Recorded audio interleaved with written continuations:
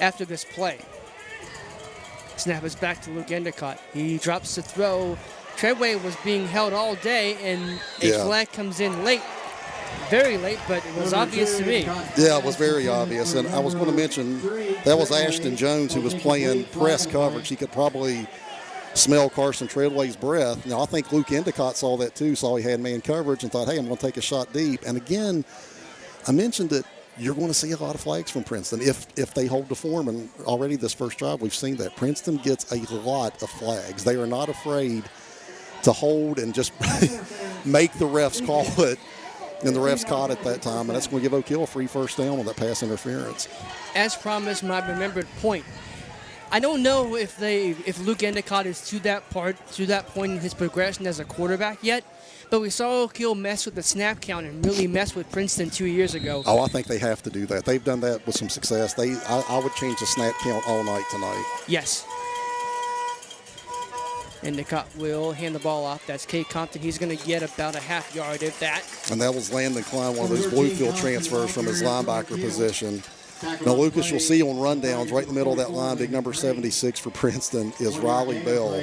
So he goes, and listen to this, 6'6", 395. Whoa. Last year he was 6'6", 370, and somehow he put on 25 pounds from 370. So he's listed at 395. He just eats up space in there, and they want him to eat up blockers so the linebackers can do that, just make tackles.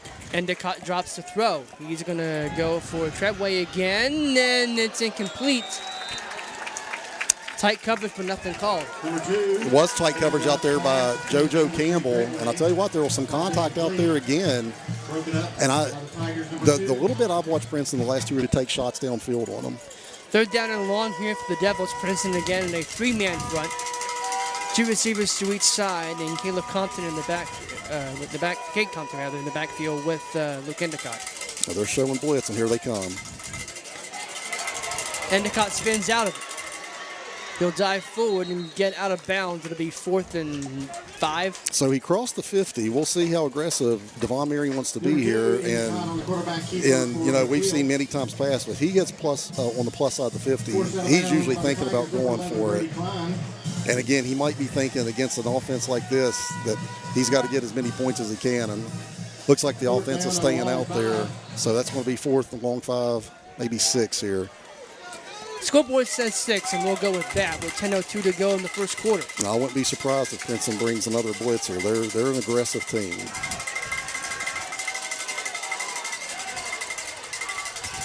And again, press coverage on the receivers here. Here they come. Endicott getting out of it? No. He's going to be sacked, and that's going to be where Princeton takes over at the plus 45. Yeah, so Luke, you have to, and look, I'm not picking on Luke. I mean, he's still in his 3rd start, but they're going to have to coach him up. Most times, I think Princeton's going to bring a blitz. They're going to be very aggressive in bringing a blitz on passing downs. He's got to hit that drop and get that ball out of his hands immediately. If he pulls it down, he's in trouble, just like he was that time. After turnover and downs, ball is spotted on the Oak Hill 45.5-yard line, where the Tigers will begin. First down. First down and 10 for Princeton at the 45.5-yard line of the Devils. And Lucas, Princeton will go quick. They play fast. They play tempo. And they're really trying to create space and gaps in that defense and exploit it. Chance Barker hands the ball off. That goes up the middle. That is Alexander Cox there. Nice job by Cade Compton from an inside linebacker position. He filled the hole. Cox, the ball carrier for the Tigers. Didn't allow a lot that time. And again, we're going to see Princeton line up right on the ball. And what Oak Hill will probably do with Braden Knight and Derek Sullivan is sub them out some here tonight to give them blows where Princeton goes so fast, but they're on the field right now. Triple stack formation for Princeton over here on the near side as they get their signals from the sideline. Now let's see if they're trying to set up a screen here for Moser or just trying to set it up so he can come off the line of scrimmage free on a route. High snap. Barker drops the throw. He's got a man downfield. That pass is caught. Touchdown, Princeton. And you know what? That's good coverage, Lucas. I mean, I really can't say anything against Antoine Hicks. That's just a great ball and a great effort down there by JoJo Campbell. Antoine Hicks was down there, and in fact, as the ball was in the air, I thought he might intercept it. And, you know, Campbell just wrestled it away from him. But that's just a great individual effort by Campbell down there. And Princeton jumped on him quick. 13-0 already with 9:07 to go in the first quarter. As Meadows lines up the extra point. Kick is up, and that kick is good. I thought he missed it for a second, but he did indeed sneak it in. And we're just shy of 3 minutes gone in the football game. Oak Hill finds itself down 14. Yeah, that's as bad a start as you can hope for Oak Hill. Down 14-0. We're just 3 minutes into the first quarter, and that's exactly what I know Devon Marion wanted to avoid. You know, we were talking last week. Coach Marion's 20-5 to start his career here at Oak Hill, but unfortunately 3 of those 5 losses have been to Princeton. But in his defense, they have been a really tough mountain to climb for most teams here the last 3 years. They really had a great string of athletes come through here. They've had a lot of success. And he's got himself to blame for that. Part of that, too, he was a defensive coordinator before he came to Oak Hill. He helped start building that culture. Yeah, he sure did. And now he's trying to overcome it on the other side. And he's finding it to be a challenge, like a lot of teams around the state have. For Oak Hill, number 8, Lewis. Set the kick to the Tigers, number 8, Anthony Meadows. If we're talking about Princeton playing a football game the first week of December, I don't think either of us are going to be shocked. No, they're going to be a AAA contender like they have been, you know, the last 3 years. They're definitely going to be a AAA contender again. They'll be a force to be reckoned with in the AAA class. Meadows once again having the ball on the opposite tee this time. Now, don't be surprised. Princeton will try to sneak onside kicks on you. They try to steal possessions. And that's going to go out of bounds. Perhaps good. Yeah, they're not. I saw them do that against Bluefield, and I believe they did that against Capital too. They try to steal possessions, and Oak Hill got a little lucky. That went right through the hands of Jagger Knox that time. We were lucky it went right out of bounds. And I wouldn't be surprised if they tried to do that again at some point tonight. They try to steal possessions. They are always looking for ways to get the ball and to put it in the end zone. On the spot on the Oak Hill 33-yard line when they'll begin first down. So what you're telling me is this is the football version of Press Virginia. Sort of, yeah. That might be a good way to look at it. All right, here's Luke Endicott. And there was motion that they missed on Solomon Truman. They went 2 back that time and got something out of it. Nice little run by K. Compton. He's going to get the 50, the 45, 40, 30, inside the 30-yard line. That's a big play for Oak Hill. Big play for Oak Hill. And like I said, I really think they missed a false start on Solomon Truman in the backfield that time. So Oak Hill showing a little different look going 2 back. It worked, though, as K. Compton had a nice hole, but then a lot of that on his own after he broke a tackle. So Oak Hill needed that in the worst way, and that moves it down to the Princeton 30. As they're going to stay in that 2-back look here. And they'll give you different looks with the 2-back, but right here they have both backs beside Endicott in that shotgun. Truman and Compton once again in the backfield for Oak Hill. Snap is back. It's hand off to Solomon Truman. He's going to get the 25 across the 20. Should be first down yardage. And that looks like a little outside zone, man. And you could see where I was sitting up here, you could see that crease open up. A nice job on the right side of that line that time by Tyler Garrett and James Endicott as they created a crease and everybody was stepping in unison. That was a really nice pickup that time for Truman. But that was a good hole, too. First down and 10 for the Devils. Ball spotted at the 19-yard line. Again, we go to that 2-back look. Endicott takes the snap. Hands off to Compton, who will go absolutely nowhere. Yeah, he ran into the big Riley Bell, the 395-pounder. Luckily, Riley pulled Cade on top of him and didn't fall on Cade. Or else Cade might have been a pancake, but that was a nice job by the big man in the interior. And that's what he's in there to do. He's just in there to eat up space.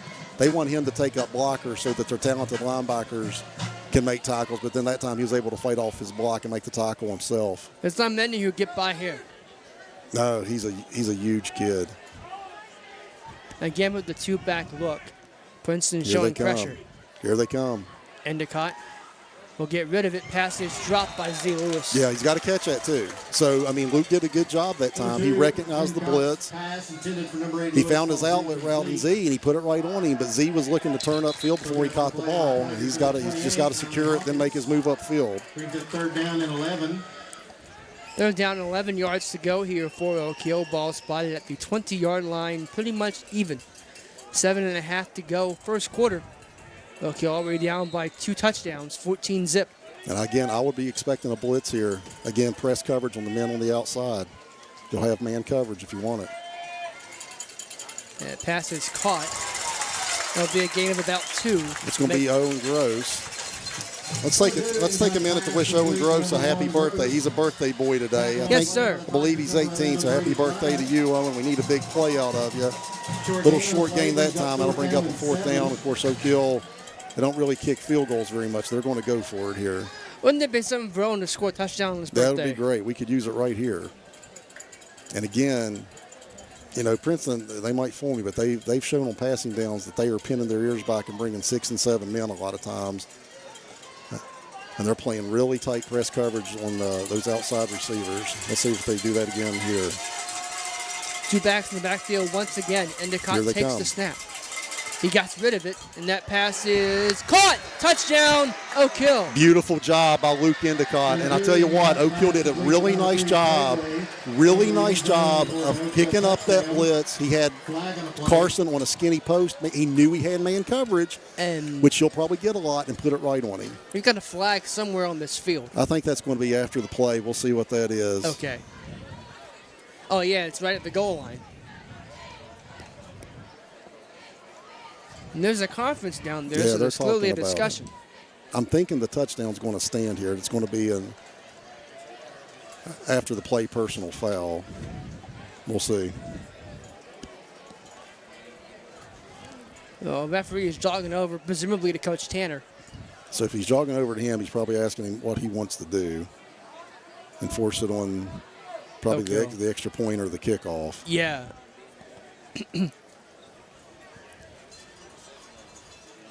After the play was over, unsportsmanlike conduct, number 3 on the offense. That 15-yard penalty being forced on the kickoff. Yeah, and you can't have that. Carson made a great play, but you got to keep your emotions in check here. And again, you don't want to hurt your team with those silly personal fouls. So just, hey, you made your great play, flip the ball to the ref, go celebrate with your teammates. Number 20, Workman. But a big play. That was a big drive for Oak Hill. They needed that. Extra point upcoming here for Oak Hill. Snap is back. Kick is blocked. And that was number 5, Wyatt Klein, who came off the corner. Princeton actually had a blocked field goal return for a touchdown last week against Bluefield. And I tell you what, man, you cannot take anything for granted against them. Kickoffs, they will try to sneak in possessions on kickoffs and squib it. They rush hard on extra points. They don't take plays off. And that's the sign of a quality football team. So you cannot relax, even on something as benign as an extra point, and it cost Oak Hill a point that time. 14-6 it is. We've got 20 total points inside of a half quarter. 6:30 to go in the first quarter. And Oak Hill will, of course, with that 15 yards, shouldn't we be kicking off already from their 45? Well, they should be kicking off from Oak Hill should be kicking off from their 25. That's what they should be doing. Yeah, that's it. Yeah. As of right now. They're not. No one's pointed that out. They didn't enforce it on the extra point. They're not enforcing it on the kickoff right now, so they should be backing them up. I don't know why I got that backwards, but yeah, this could be a break for. I think the Princeton coaching staff has finally alerted them. Hey, move that back. We need to move that back. Yeah, you penalized them after the touchdown. Number 20, Workman. So yeah, they're going to move that back to the 20. Okay, yep, now here we are.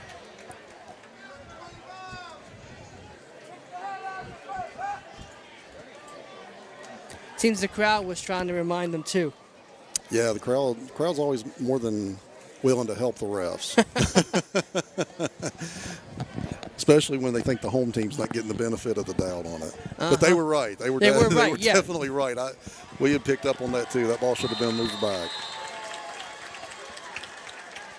All right, and just as you said, that's going to be a squib and down right about the 46-yard line. That was Tyrone Hawkins, a 5'9", 140-pound freshman who fell on that. Unfortunately, Princeton taking over inside Oak Hill territory after that personal foul. So Oak Hill's defense already taken over in a bad spot here. Ball is spotted on the Oak Hill 46-yard line where the Tigers will begin. First down. And keep an eye on number 1, Bradley Moser. He's a wide out, but they'll put him in the backfield. They'll throw screens to him. They'll hand him the ball off. They'll run him on jet sweeps. They're really creative in getting him the ball. He's their best playmaker. So right now he's lined up In the in slot. that slot in that trips formation on the left-hand side. And saved the kickoff. He hasn't gotten a touch yet. He's due. They bring a man in motion across the formation. They will hand the ball off. That's going to the right side, crossing the 40, down to the 35-yard line for Princeton will be number 15. Number 15, Jake Belcher. Yes. Back on play, but Oak Hill's number 15, Compton. And they ran over that right side behind big number 72, Landon Moore. He's just a junior, but he's a load over there, man. 6'3", 290 pounds. And again, I mentioned he's already getting some D1 looks from schools. There's another conference. Looks like they were going to measure for a second. They're going to give him the first down. The measurement that wasn't. And again, you see Princeton, they get on the line and look over to the sideline to get their play. A lot like you see college teams do on Saturdays. Moser in the backfield now. Barker takes the snap. It is Bradley Moser going to take it. Moser's going to dive and get taken down near the 30. Derek Sullivan made first contact. He didn't make the tackle, but he slowed him up. So then that time, Jagger Knox and Z. Lewis and Kate Compton, and among others, came in. Still a, so, you know, well, let's see, he got 3 yards. So Oak Hill will live with that when Moser gets his hands on the ball. He's up back over there in that slot now as they're going single back. I swear that looked like more than 3. And there's a conference about something between the official on the far side and the head referee.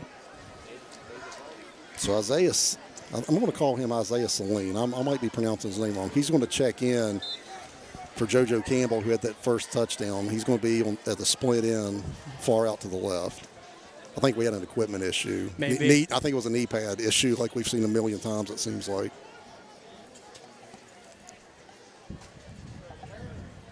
Snap is back. Barker looks to throw. Pass is caught.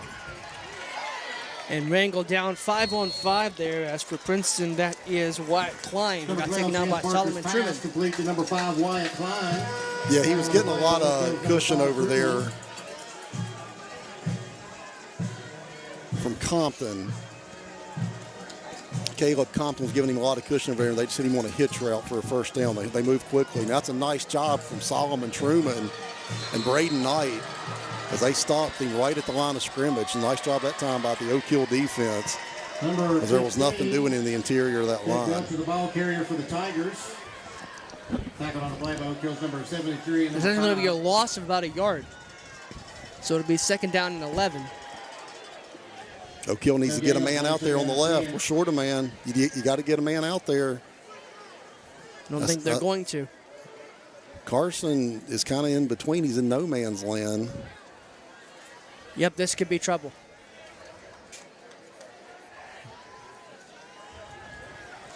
Barker sees it. Sees the pressure coming. Pass is caught by Moser. He will get... That was really, really good coverage. And I'll tell you what, I was saying, hey, we need to get a man out there. Carson was lined up like they knew what was coming. And Princeton, when they had those 2 men out there to the left, they were running routes, and Carson was right where he needed to be to cover that man coming out there running a little, looked like a little slant route. Okay, that was a great job in the secondary that time.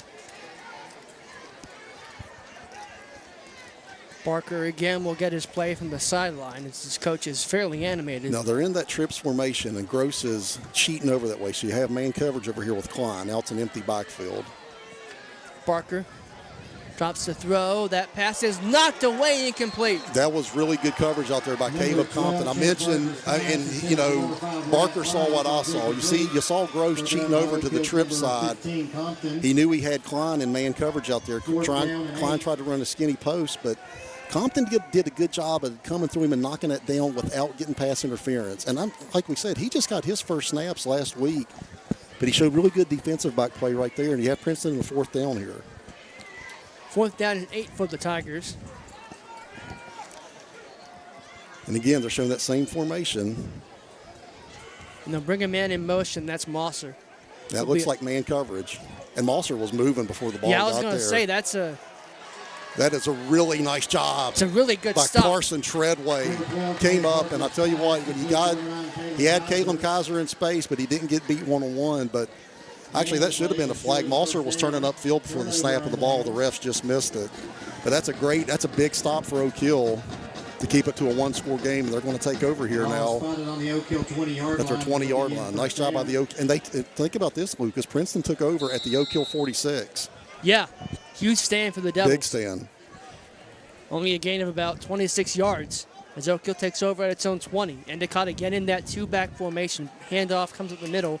Couldn't see who took it. Somebody came in. I know Landon Crane was in on that tackle. It looks like I think it was Truman who took the John handoff. David Meadows came in from his defensive line position, tracked him down from the backside, held that to actually a short loss. Oak Hill, again, going with that two-back look they had a little success with in the previous drive, but Princeton did a nice job of dragging them down that time.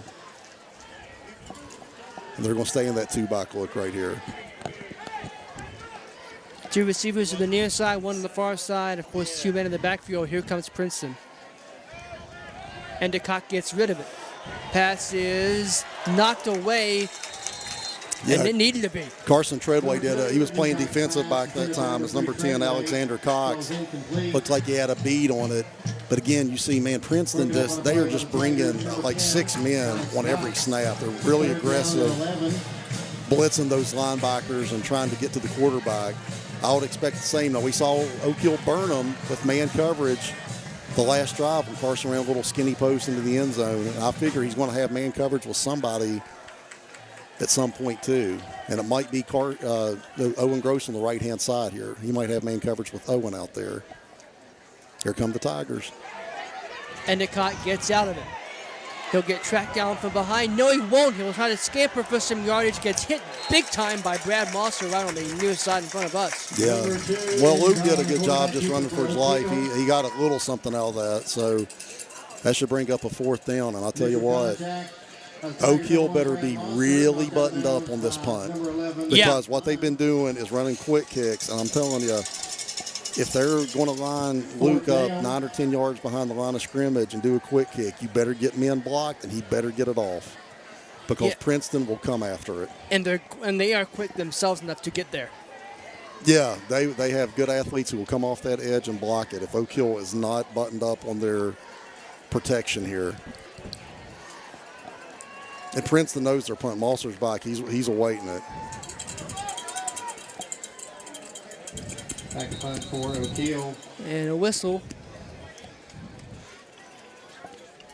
And I'm telling you, on that punt, the guy that I would make sure I got a hat on is Caleb Kaiser, because he will come off that edge like a rocket. Once again, we want to remind you better make sure you get a hat on him. Because I have to admit, from what I've seen of Oak Hill's punt game the first couple games, I'm a little on edge of them getting this punt off successfully. Yeah. Because I know Princeton's coming after it. I never actually heard who called timeout, but I'm willing to bet it was Coach Marion going over the exact same things you and I think Coach Marion is probably getting his team over there going, guys, we cannot take this punt for granted. We have got to get this blocked up. And then even if you get the punt off, now you got Moser, one of the more dangerous return men in the state, back there to receive it. So this is not a good position for Oak Hill to be in right now.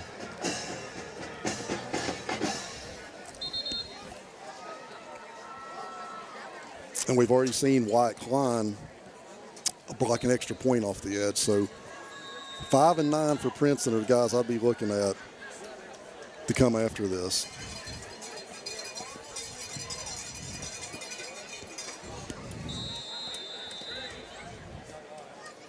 All right, here we are. Number 2, back to receive for the Tigers. Number 1, Moser. Yep. Blocked and corralled on, and near the goal line, Princeton will take over at the Oak Hill 1. Yeah, that was Brady Klein. They're twin brothers, Brady and Wyatt, and that was Brady Klein who got that block. I'm trying to see who recovered that. I think they're going to say Kaiser did.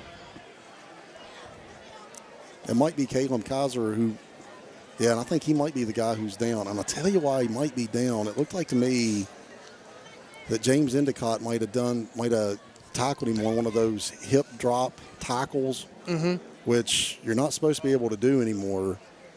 And I think, it wasn't, he didn't do it on purpose. He was trying to get him down. It's hard to know how to tackle guys these days with all the different rules, but that is a penalty these days. And it looked like to me that that's what James Ludwig had done. He got him on one of those hip drops, and I think that might be Kaiser down.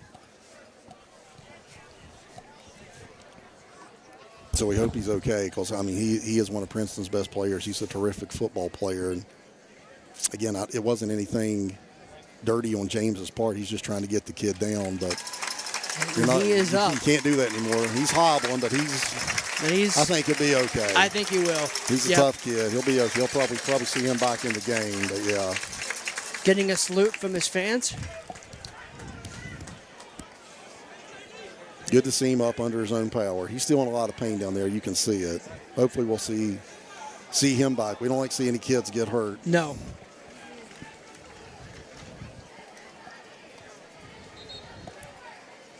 And Princeton here, first and goal at the 1. Punt recovery. The ball is spotted on the Oak Hill 1-yard line. Will be first down Tigers. If there was ever a time for a goal line stand, this is it. Yeah. Unfortunately, it's a very tall task. You're right. And it looks like they're actually going to have Moser take a direct snap out of a wildcat here. So we'll probably see Moser just get the ball and try to find a crease into the end zone here. And they're overloading that right-hand side. He fumbled it. And he's going to get spun down, but he'll still find the end zone. Yeah, still got in the end zone, man. He bobbled that snap. I thought James Ludwig might have had him for a loss, but got away from James and still able to get into the end zone. So it makes it a 2-score game again. Number 1, Brad Moser on the keeper for the Tigers into the end zone for a Princeton Tiger touchdown. 20-6, Princeton has the lead here with 2:26 to go in the first quarter. Number 8, Anthony Meadows.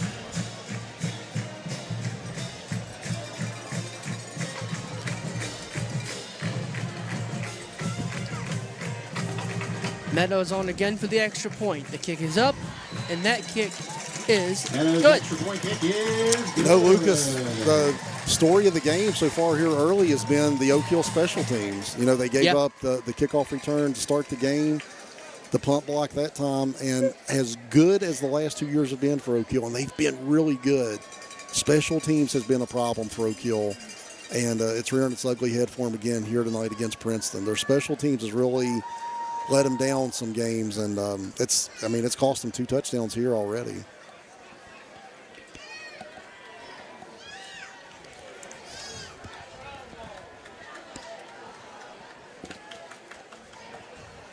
Set the kick for the Tigers, number 8, Meadows. But we'll see if they can rebound and put together a drive and keep the Princeton offense off the field and try to get some of that momentum back. Yes. Number 8, Lewis. From where I sit, it looks like there's offensive opportunities there, but it's still a tall task. Well, a good return right here would help. So you got Carson Yes. and Z back deep for Oak Hill.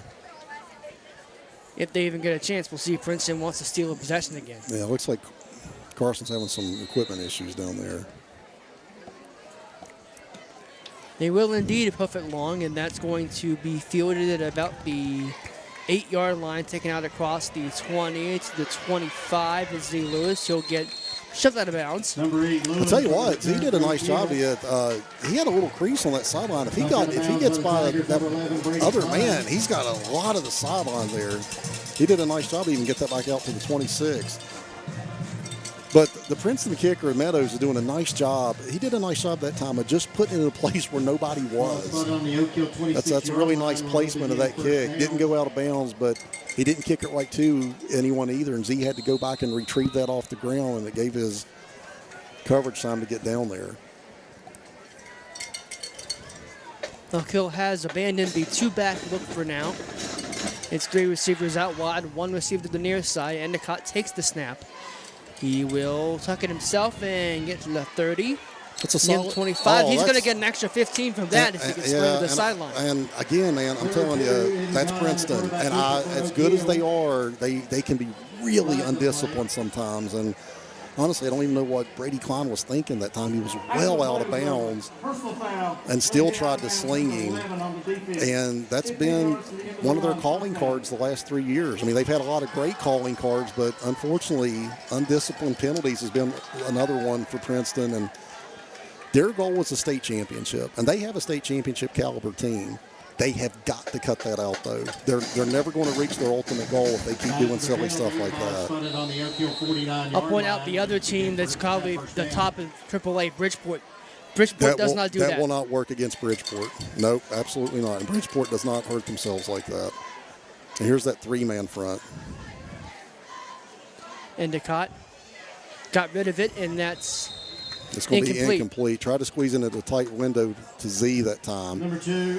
And Luke, they showed the three-man front, but they brought 2 backers, so they rushed 5. And Luke did a nice job of stepping up in the pocket and finding an outlet, and just couldn't hang on to it that time. So that'll bring up a 2nd and 10.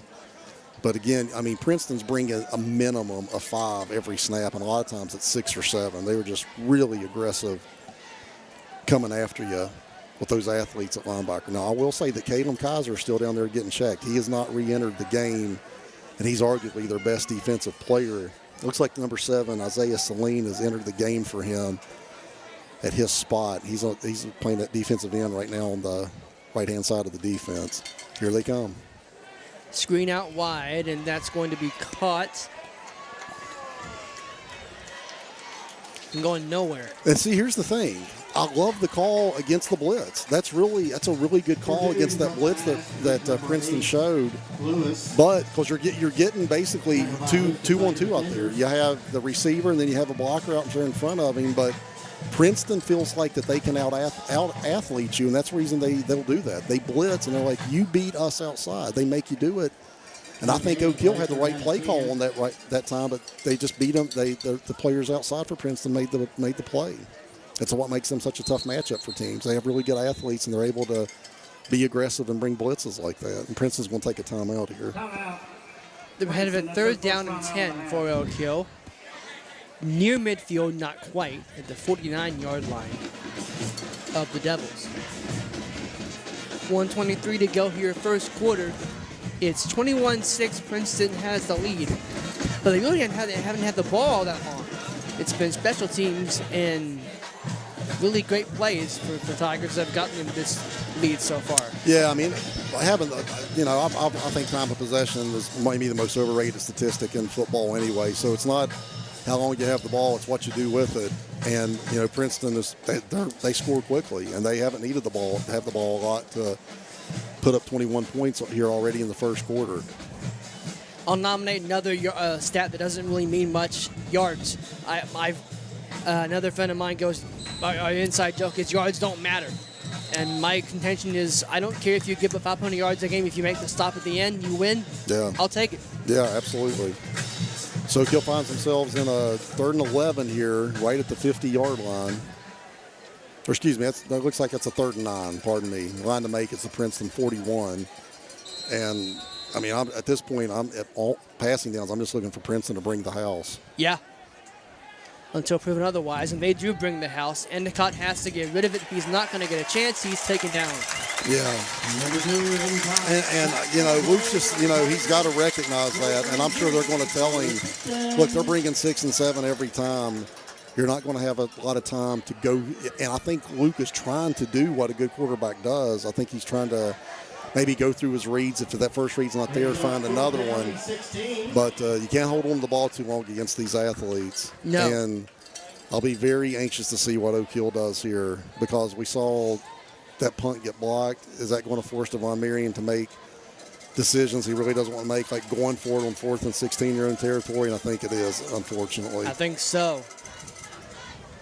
They bring Treadway in motion across the formation. Luke has to get rid of it. He does, and that's going to hit a lineman and fall incomplete. Well, and the thing is, I think they had that set up pretty well.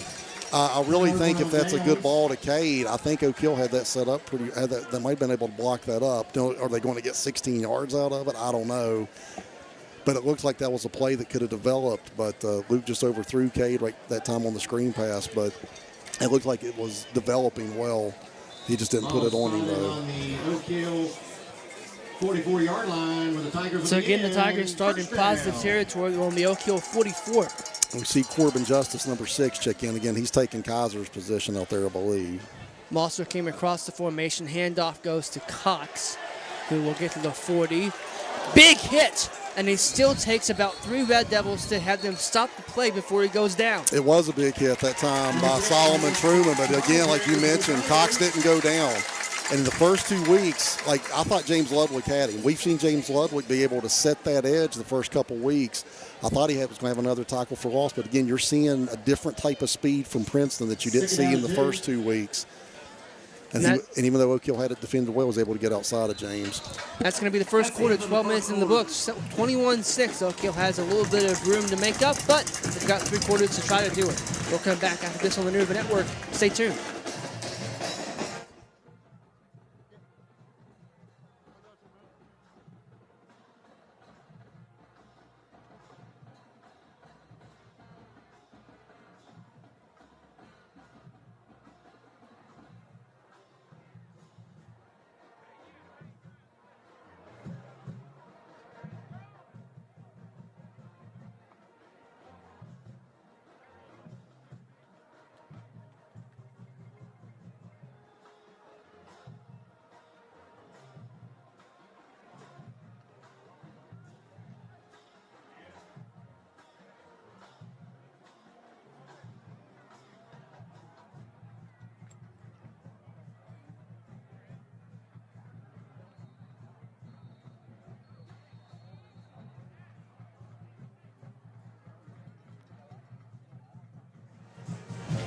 Welcome back here, Lucas Berry, Chris Rader with you on location at NS Endicott Stadium in Princeton, West Virginia.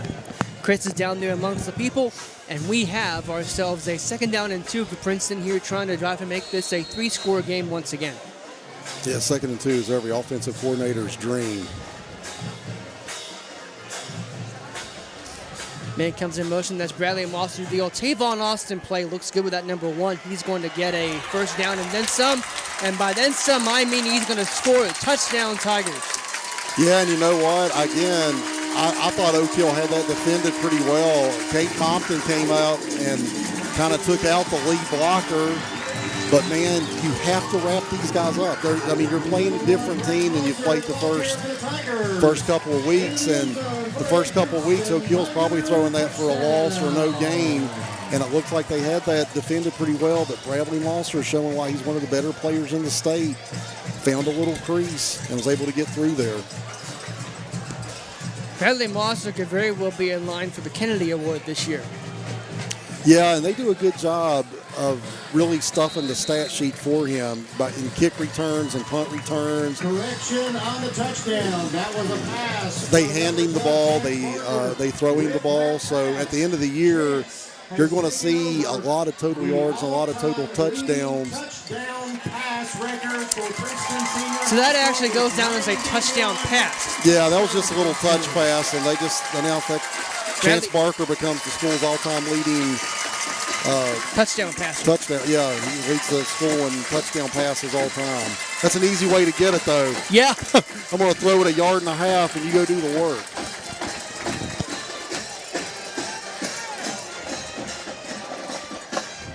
Somewhere in the depths of Nebraska football, Dana Holgerson is smiling at that. Yes, yeah.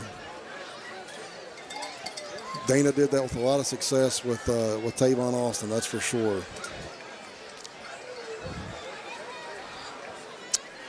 I do see Kalen Kaiser walking around down there. He's walking, but on the sideline. If he's re-entered the game, I haven't noticed it yet. I haven't either. He is walking around down there, though. I think he's on the kick for the Tigers, wanting to re-enter. We'll see. Back to receive for. He's got his helmet with him, so they haven't taken it from him. That's a good thing. Yeah. Number 8, Lewis. He looks like he's talking to some of the, I presume, trainers. So that might be a conversation about whether or not he can and can't enter, or again, when he does. Be careful here. Don't be surprised if Princeton tries to squib one here. They're going to, and that's going to be fielded by Antoine Hicks over there on the corner. Antoine's got the 50 before he gets spun out of bounds. Yeah, nice little return that time. And again, Hicks on the return for Oak Hill.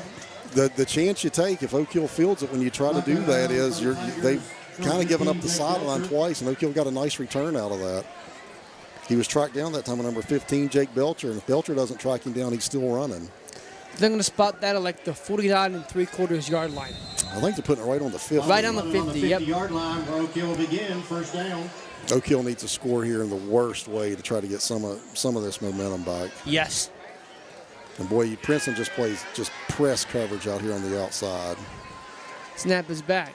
Handoff goes to Compton. He'll dive forward about the 45, make it second down 5. Yeah, that's a couple times that they went to that 2-box set, and Cade's been able to find a little crease in there, and that's a solid gain. You'll take that 5 yards, put you in second 5, keeps you on schedule.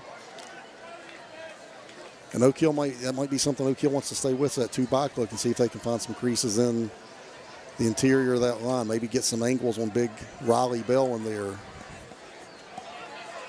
Move Antoine across the formation. Handoff goes again to Compton. He'll dive forward for about a yard or two. We'll make it a third down 4. Yeah, not as much. Bell made the tackle that time. But when you saw Antoine go in motion, you saw Moser go across with him. So that it gives you kind of a pre-snap read that Princeton's probably playing man coverage. And they've been doing that really all the first half. They bring everybody and they put their defensive box in man and they dare you. They basically say, see if you can beat us one-on-one. Third down and 3 for the Tigers.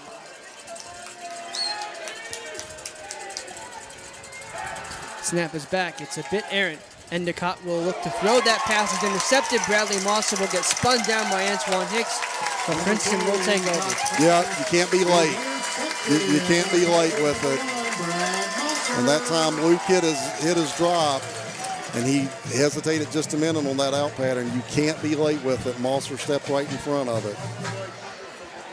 I wouldn't mind seeing Oak Hill just keep that ball on the ground right there in that 2-box look. They got decent yardage the first time. That was going to be 4-down territory anyway. Right, just go ahead and see what you can get on third down. I wouldn't mind seeing that 2-box look, keep on the ground and see if you can, maybe get 3 yards in 2 plays. With 10:21 to go in the first half, Princeton has the ball, and they'll get the instructions from the sideline.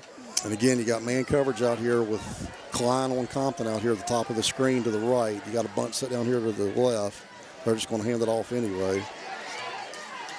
The flag comes in behind the play as they keep falling. Yeah, wouldn't be. We might have a hold here. That's usually when you see that. Let's see if they back Princeton up here. That might have been why he had that edge there on the outside to get a few yards. Holding on the offense. They didn't call the number. I didn't see who it was. Nor did I.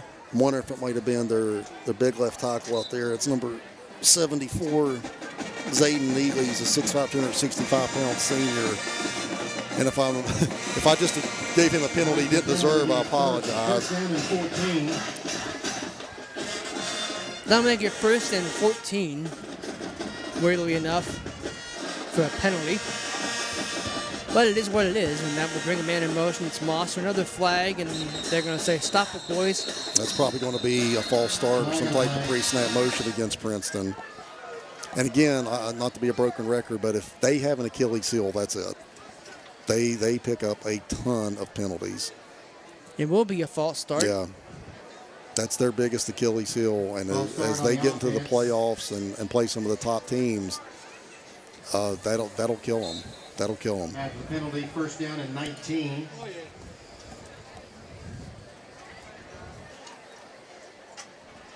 Now, I haven't seen Derek Sullivan and Braden Knight come out on defense. Brad told me they'd probably get some blows on defense, but I haven't seen it as yet. Just a 3-man rush. They drop 8 that time. Another flag. Barker's going to take a shot downfield. That pass is caught. But I'm wondering if we're going to have a hold here. Pass complete to number 2, Josiah Campbell. Flag and a play. And that time Oak Hill just rushed 3 and dropped 8 into coverage. Let's see what they're talking about. Now Princeton's indicating that's on Oak Hill. I don't know. Maybe we have defensive holding in the secondary. I'm not sure.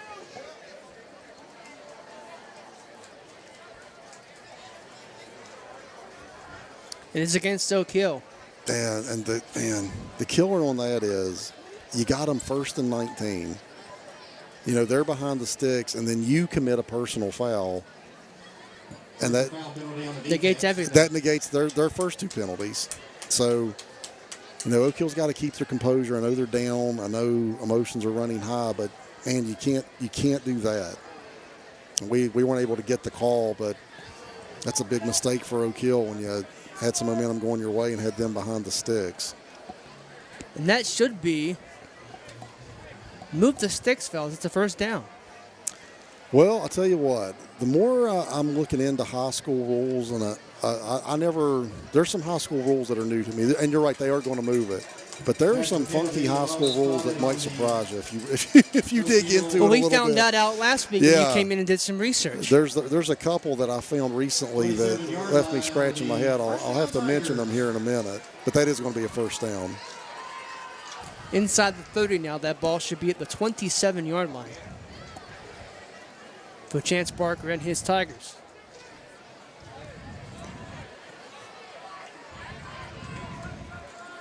Snap is back. Barker pump fakes. He's going to get nice job. slammed down. Fumble. Ball's out. And they're going to say that's on the ground, incomplete. Are they going to say that's incomplete? Or Yeah. They, I saw them waving the horizontal motion. Like, that incomplete. Yeah. That is a big break Second down and 10. for Princeton. Huge break. I would love to know who he was trying to throw that ball to. I can't find I'm anything wondering that if he might have. He might have had a receiver, but he was trying to get it to. That's a big break because instead of a sack, you get a 2nd and 10. Nice job by Braden Knight that time, though, regardless.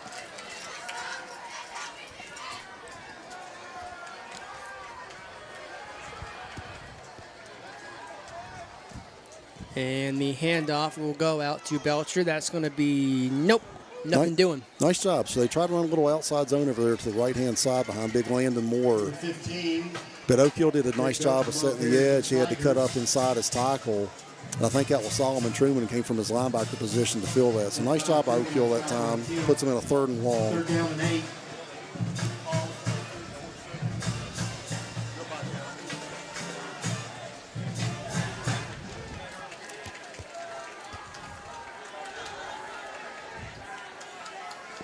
Third down and 8 for the Tigers. 3 receivers to the near side, 1 way out wide.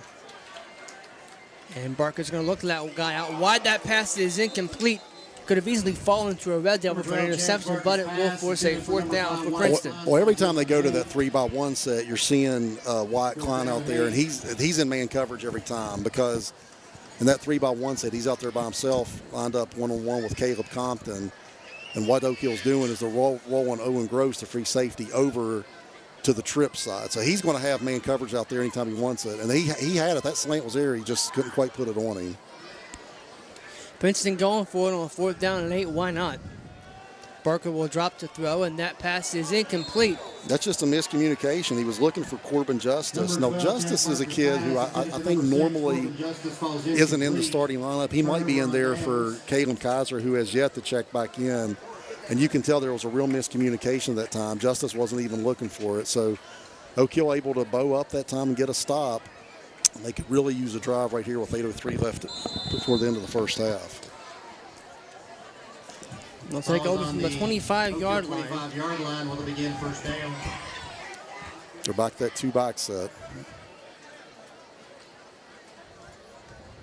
Endicott takes the snap, handoff comes up the middle, trying to bounce to the outside like that. Solomon Truman, he'll get about a yard, 2nd and 9. Yeah, bouncing to the outside is going to be tough on Princeton. That was Jake Belcher. And Solomon comes up a little worse for wear.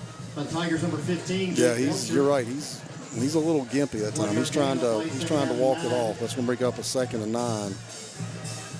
And again, Princeton, who showed a 3-man front almost exclusively, and a little bit that I watched against Bluefield, they're playing more of a 4 or 5-man front. They're walking backers up on the edge now. Now it looks like they are going to a 3-man front right here unless they walk somebody up late.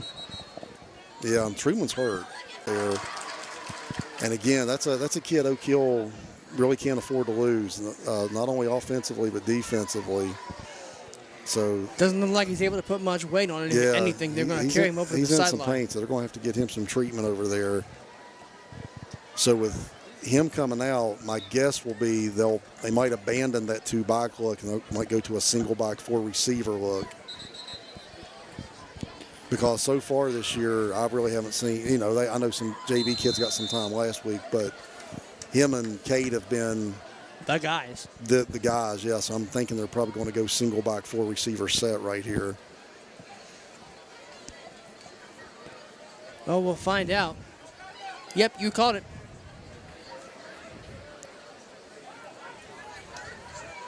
Endicott takes the snap. Drops the throw. That pass is a little too far out in front.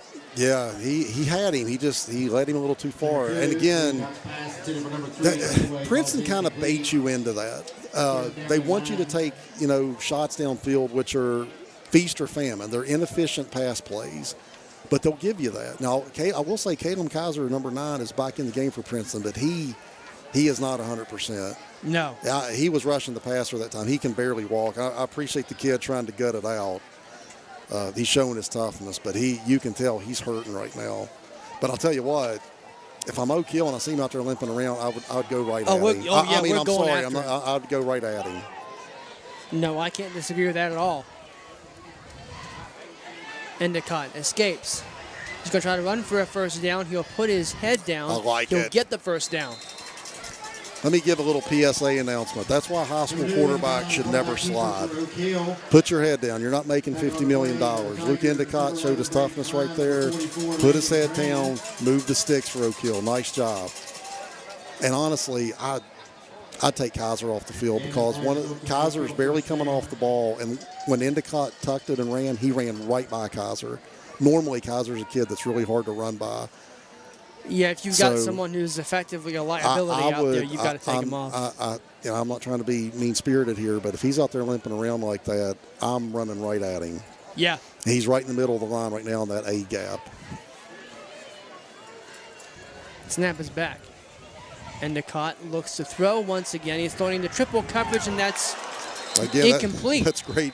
That's a great job by Carson Treadway breaking up the passes. Looked like Wyatt Klein was going to pull it down, but then that time Luke, he didn't have man cover. He threw it into traffic that time as Klein had dropped back in the deep middle, and Kaiser is going to come out here, and I think that's probably best for the kid. I can appreciate what he's trying to do, but he's clearly hurting out there.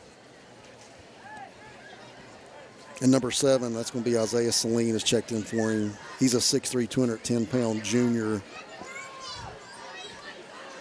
As Oak Hill's in a second and long here. And they'll hand the ball off. That's Carson.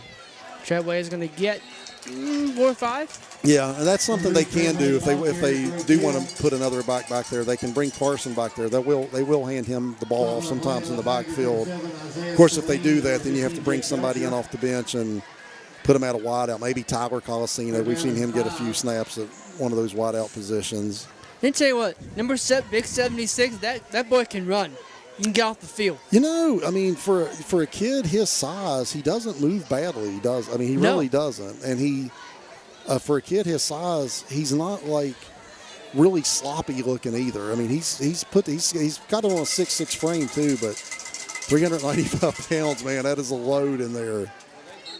We're going to have a timeout, I think. I think Princeton's going to talk about it. That leaves them with just 1 with 5.5 to go in the second quarter. But yeah, I was noticing him get off the field. I was like, boy, tell him to slow down may not work. He doesn't move bad for a kid his size. Now, you'll notice, when passing downs, they will bring him out. And that time they actually checked in number 63, Damian Thomas, a 6', 255-pound senior. And Lucas, again, man, not to gush about the opponent, but when you look out there, you see athletes on the outside. You see they have really good size in the interior with their line. They've got depth. And even their big guys look athletic. I mean, you'll see like a kid, Landon Moore, 6'5", 290, but he's an athletic-looking 6'5", 290. Jenny Bowling's an athletic-looking 270-pound guard. So, Princeton's, they're just a really impressive-looking team. So as to break up the broken record, how about you enlighten us on the rules we found out? So here's one rule that you'll leave somebody scratching your head. If there is a touchdown and if there's pass interference on a touchdown, the offense has the ability to enforce that on the ensuing kickoff. You don't have to just decline it and take the touchdown. You can take the touchdown and then move it up on the ensuing kickoff. I bet you didn't know that. I did not. I didn't either. Now, and if you really don't follow high school football, that's a high school rule only. That's not a college or NFL rule. That blew me away. That happened last week against Princeton and Bluefield. I'll set you up for the next one after this play. Snap is back. It's going to be a handoff once again. Compton's going nibble. We saw this at the end of the Nicholas County game. The end of the first half, there was a penalty at the end of the half, and we were surprised at the untimed down. Yeah, and that was the correct call. So I probably owe, because I know that interference thing has happened at least once or twice with Oak Hill, and I've kind of gotten on the refs for bungling it, and I owe them an apology because that is a high school rule that you can enforce a pass interference. If you score a touchdown, you can enforce it on the kickoff. That blew me away when I saw that. Let me sign that apology note to the officials. I've probably been in on that too. All right, here we go. Two receivers to each side. Man in the backfield, Luke Endicott once again facing pressure. He'll roll out to his right. Taking himself. Got the 50, got the first down, and he'll get to about the plus 40. Yeah, he's going to get a first down that time. Nice job by Luke. He was able to get outside that rush that time. Play by the Tigers, number 63. And move the sticks. So, again, I've mentioned before, Luke isn't Devin Richardson, but he's got good enough wheels. Yeah. And we've seen him, be able to use his legs a couple times this year, and he's actually moved the sticks a couple times this drive for Oak Hill on broken play scramble. So, nice job that time by Endicott to get outside the rush and move the sticks. So when they took over, Oak Hill has managed to bleed that clock down about half the time they had. It was at 8 minutes or so when they took over. 4:15 now on a rolling second quarter clock, not giving Princeton much time to score before the end of the half, as of now. Snap is back once again. It'll be nice a handoff. Cut. Really nice handoff. Nice cut. And he's going to be into the end zone. Touchdown.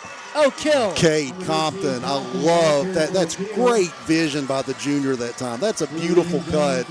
He saw that open up over the left-hand side, put his foot in the ground, made a nice cut, and then showed his speed. He was able to run away from those Princeton defenders and get into the end zone. Nice job by Cade. Nice job by the offensive line.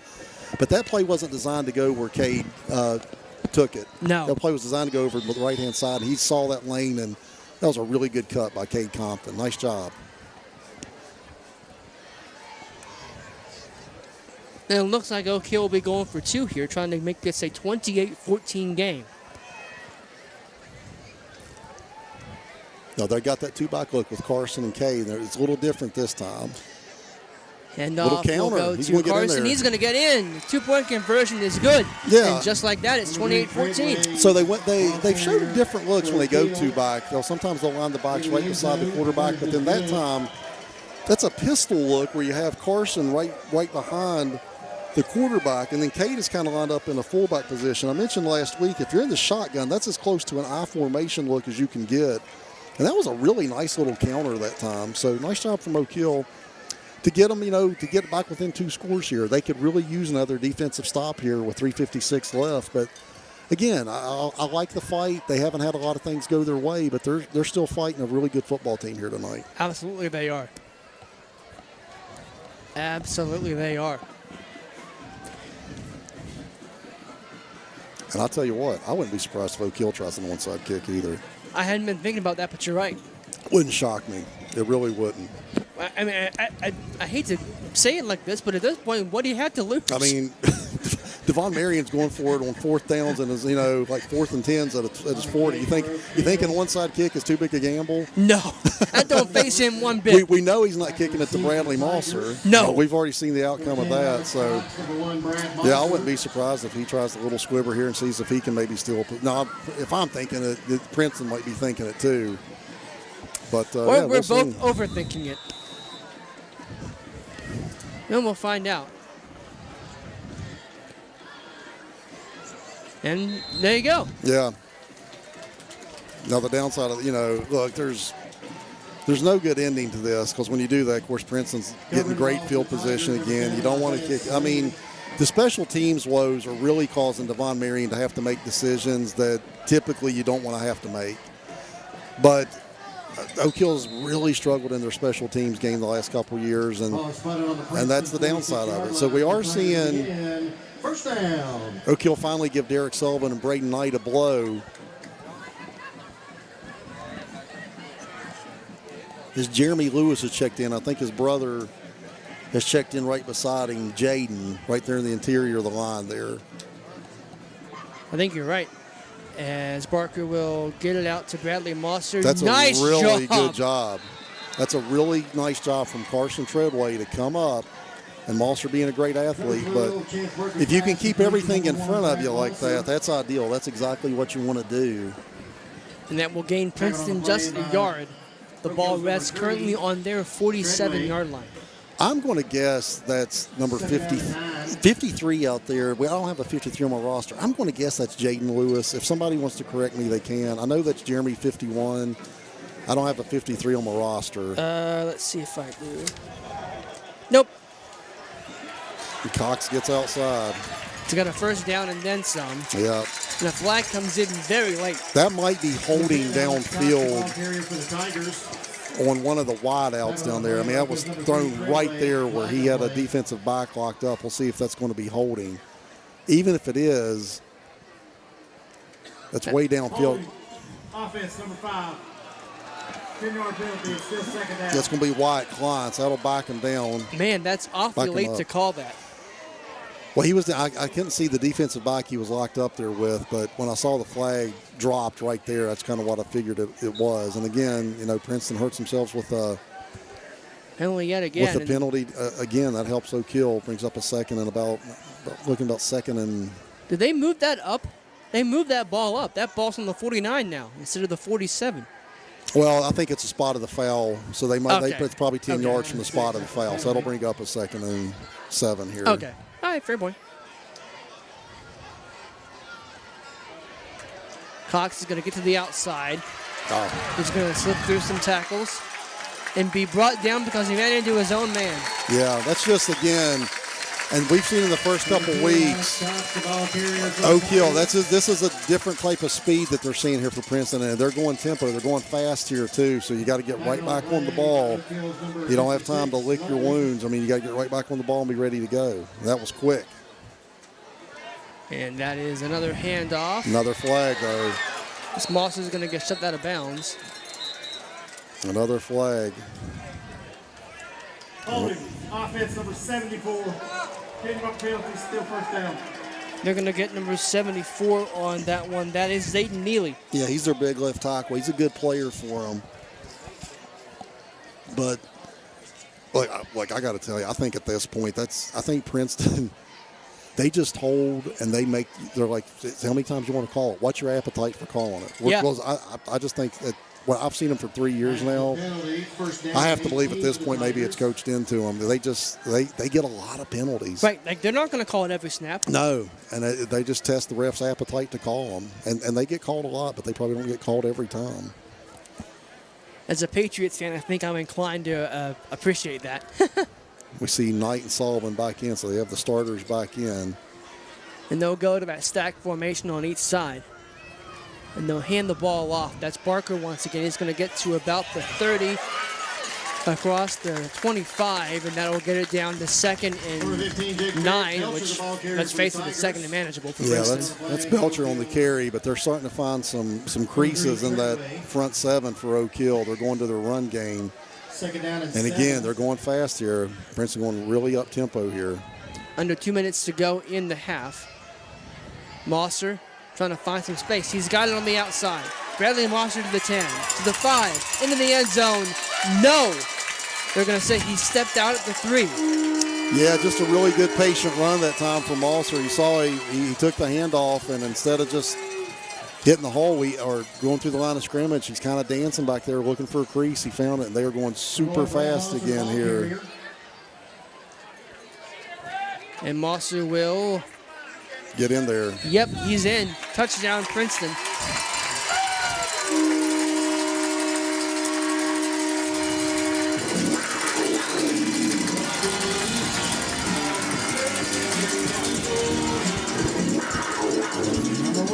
that'll make it 34-14 with the extra point upcoming. Princeton Tiger touchdown.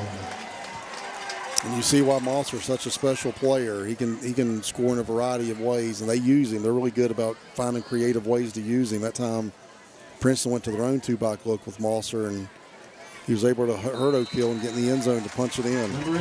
The extra point is good. It's 35-14 Princeton with the lead with a minute 38 to go in the first half. O'Kill still, though, with 2 timeouts to work, try to get something here before the half ends. Yeah, they still have a minute 38. To be honest, I'm not sure on O'Kill's timeout situation. I don't know what their timeout situation is here. I think they have 2. I think they have 2. I only remember Marion calling 1. They do. They will get the second half kickoff. They deferred, so they will get the second half kickoff. So, in the ideal scenario, you get a little 2-for-1. Maybe you go down and score in the last minute 38 and don't let Princeton touch the ball, then get the ball to start the second half. Now, that's the ideal scenario. The nightmare scenario is you go a quick 3 and out, get Princeton the ball back, and they go down the field and tackle another touchdown. Did you have to mention the nightmare? Well, I'm just trying to give you both sides of the coin here. Fair enough. Fair enough. This whole game has been a nightmare for O'Kill. Let's root for the dream scenario. Let's hope for a quick score drive, then we get the ball to start the second half. We're optimists here. We'll be optimists here. To receive for O'Kill. End over end kick fielded by Antoine at the 25. He'll get across the 30 to the 35-yard line, and that's where O'Kill will start. They've got a minute 32 to work with. Yeah, so let's see what they can do here with a minute 32. Good field position, starting their own 35. They've had, they've put together a couple nice drives here tonight. They've had success in spurts here against this Tiger defense. So we'll see if Princeton wants to show them a little different look. And, Princeton's been blitzing so much. Maybe they decide to play coverage here. So we'll see what each coaching staff wants to do here in this last minute 32. O'Kill could really use a big drive, though.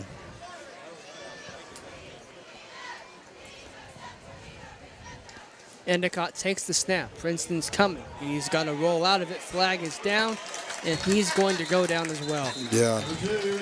That's going to be a hold. You can see the referee making a note of it.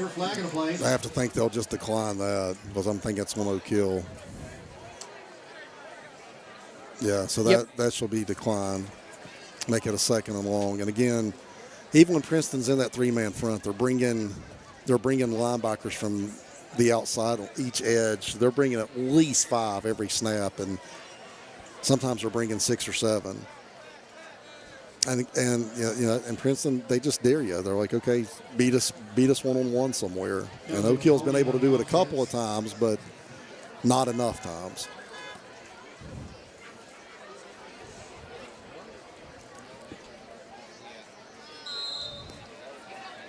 As we do have, I think we have a backup in here for Princeton on this corner closest to us. That's going to be number 21 for the Tigers. I have that as Ashton Jones. He's playing. No, he actually does start. I'll take that back.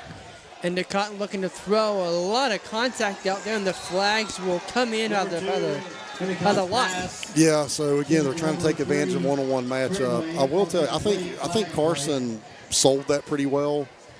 I'm not sure if that garnered a flag or not. He might have been held. I'm not sure the ball was catchable regardless. No, I'd have to agree. But maybe he's got a career in the sales department after he gets out of high school. Yeah, he sold that pretty well. I will say JoJo Campbell's not unhappy. He's unhappy. He's down there arguing his case to the ref, saying that shouldn't have been a flag. Now that's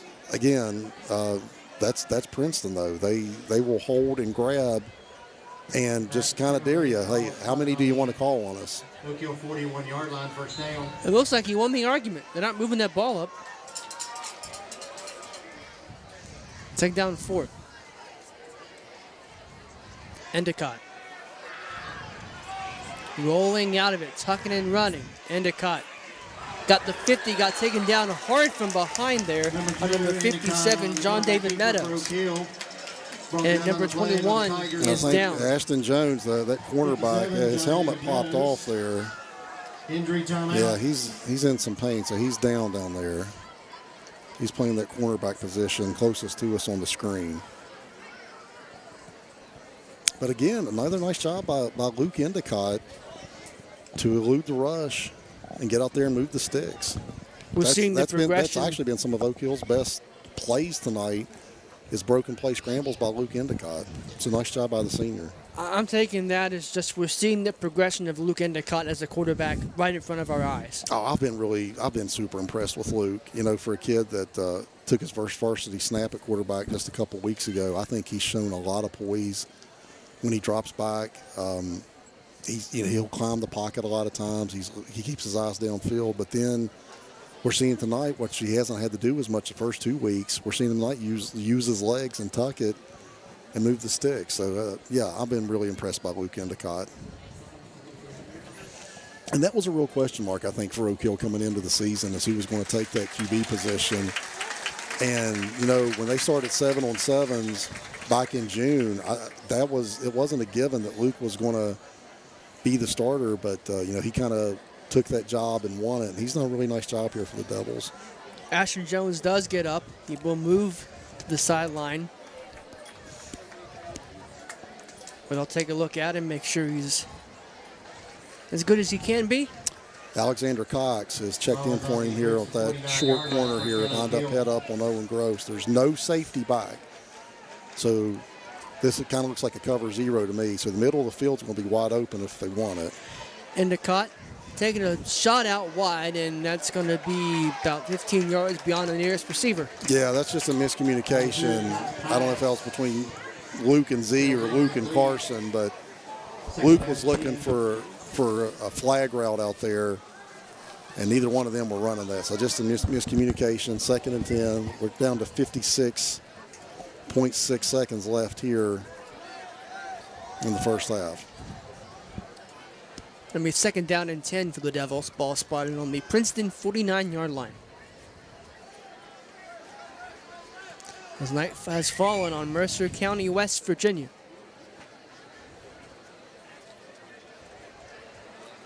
And once again, let's see, we'll have another timeout for Princeton. Yeah, I think Princeton's going to burn their last one. Timeout, Princeton. That's their 2nd timeout and a half. Well, I've noticed that's just how I say West Virginia. I emphasize the West part of it, and it's not even something I do intentionally. It is. But I bring it up because Princeton actually next week will step outside state lines. They'll have Graham coming right here, while Oak Hill gets an old rival back on the schedule. We get Shady Spring back. We're going to Shady next week. They haven't played Shady in a few weeks. Somebody texted me a score. Let me check my phone while we have a minute. I think my cousin had texted. Somebody texted me a score. Yeah, it looks like right now Nicholas is all over Shady 30-8. Ooh. That's my buddy Emmett Allen. So thanks, Emmett. I appreciate it. Emmett texted me that. That's who Oak Hill gets next week. So Shady's having a rough go of it against Nicholas County. I think Nicholas is a pretty good team. I was going to say, we both kind of agree Nicholas is a good football team. But you're right. They renew that rivalry next week against Shady. Haven't had them on the schedule for a few years. I've always liked playing Shady. I've always felt that was a good rival for Oak Hill to have. So now they got 2 safeties back. They had been going cover zero. Now they're playing more of looks like a cover 2 to me. So they got safeties back. We're trying to keep everything in front of them. Endicott will roll out to his right. He'll tuck it and run. He'll get to the 40 and get shoved out of bounds. Yeah, about the 38. But again, a nice scramble that time. That was a nice hit that time by Isaiah Salim. By the Tigers, number 7, Isaiah Salim. I'm saying that right. Yeah, man, I just took a guess on that. I'm like George Costanza, who could always spell a name right. I was just looking at that, taking a guess, and the PA announcer said it exactly like I've been saying. So good on me.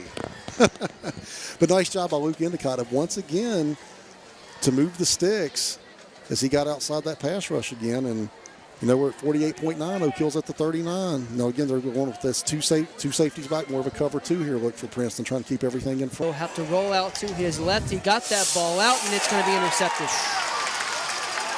Intercepted by Chance Barker. He's going to keep going. He's going to cross the 50 on the 45, and that's the nightmare scenario for Oak Hill. Yeah, it was. And Luke's just trying to make a play there and Now the Tigers, number 15, Jake Belcher. threw it kind of off balance, rolling to his left under pressure as Celine was chasing him down. Belcher picked him off, and boy, Princeton with 34.6. They're going to try to get in the end zone here before the end of the half. Where the Tigers will begin. First down. The thing about it for Oak Hill is they don't have any timeouts. They weren't going to stop it, I wouldn't think, but they can't. They're going to go. You've got to be ready for up-tempo. Princeton doesn't need timeouts. They go quick anyway. Snap is back. Barker looks to throw. He will. That pass is caught. That's going to keep the clock running. He didn't get a first down. Number 12, so they got to get on it. Pass complete to number 5, Wyatt Klein. It's Wyatt Klein out there. They clock it. 18 seconds left.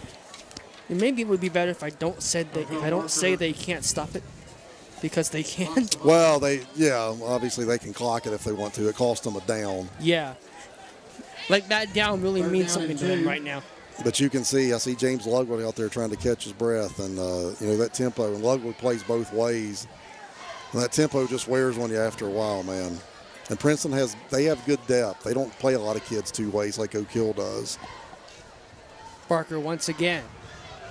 Going to heave it downfield. That pass is incomplete. Really nice job. Again, I want to brag on Caleb Compton, number 15 out there. He's been one-on-one with Klein all night, and I've been really impressed with him as a defensive back. I like the way he breaks on the ball. I like the way that he doesn't panic and just try to pick up pass interferences when the ball's in the air. He tries to make a play on the ball, and that's one of my pet peeves with defensive backs. They panic when the ball's in the air, and for a kid that hasn't played any more than Caleb, he doesn't. So I've been really impressed with him as a defensive back here early in the season. 4th down and 2 for Princeton. Barker will take the snap. It's a screen out to Bradley Moser. Moser's going to get the first down and then some. He's going to go out of bounds with 4.2 seconds to go in the half. So let's see if they want to bring out their field goal kicker with Meadows, or if they want to take a shot here at the end zone. We'll see what Coach Nate Tanner wants to do. I'm not seeing the kicker come in. Nope, so they're going. This is going to the goal line. Yeah, this I would think is going to the goal line from 26 yards out. So I got to tell you, if I'm Owen Gross, I'm probably backing up a little here. And again, watch here on the right-hand side, Klein and Compton at the top of your screen. That's been man coverage all night. Barker dancing around, heaving it toward the end zone. In the back of the end zone, it's going to be intercepted and fall incomplete instead of an interception. And that's how the half ends. 35-14, Princeton has the lead at half over Oak Hill. We shall return after halftime festivities from NS Endicott Stadium in Princeton, West Virginia. You are watching the New River Network.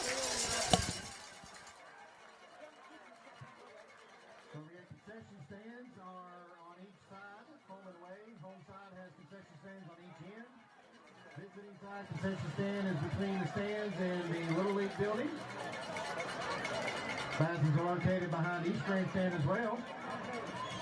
A couple of reminders, things to put on your calendars. Coming up October 4th right here at Endicott Stadium. Southern Thunder. So put that on your calendar. Southern Thunder, the band competition, will be right here at Endicott on October 4th. Also, part of Homecoming Week. On October 11th, Saturday, October 11th, the homecoming game will be on October 10th, right here. On October 11th, Princeton High School PTO will be hosting a homecoming formal. So homecoming dance turning to Princeton High School, 7 to 10 on October 11th. Mark those things down on your calendars. At this time, for your halftime entertainment, taking the field is the Oak Hill High School Marching Band.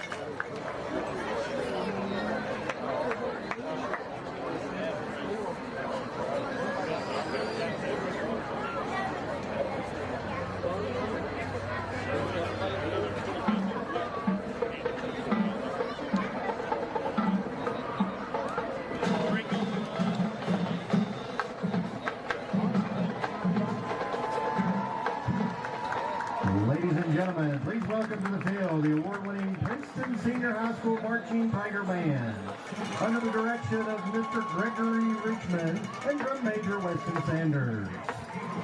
We'd like to give special thanks to our dance team coach, Shauna Autry, color guard coach, Emil Hogate, and drumline technicians Nick Camp and Steve Kissinger. This year's show is entitled Princeton on Broadway, a celebration of iconic music from the Broadway stage. This performance features selections from Phantom of the Opera, Defying Gravity from Wicked, and Mambo from West Side Story.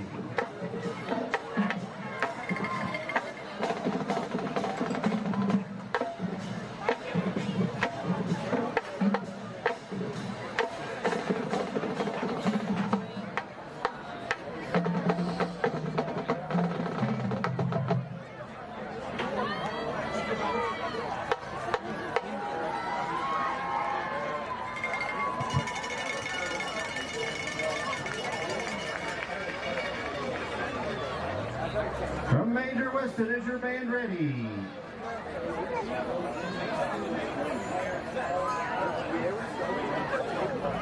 You may now take the field for your halftime performance.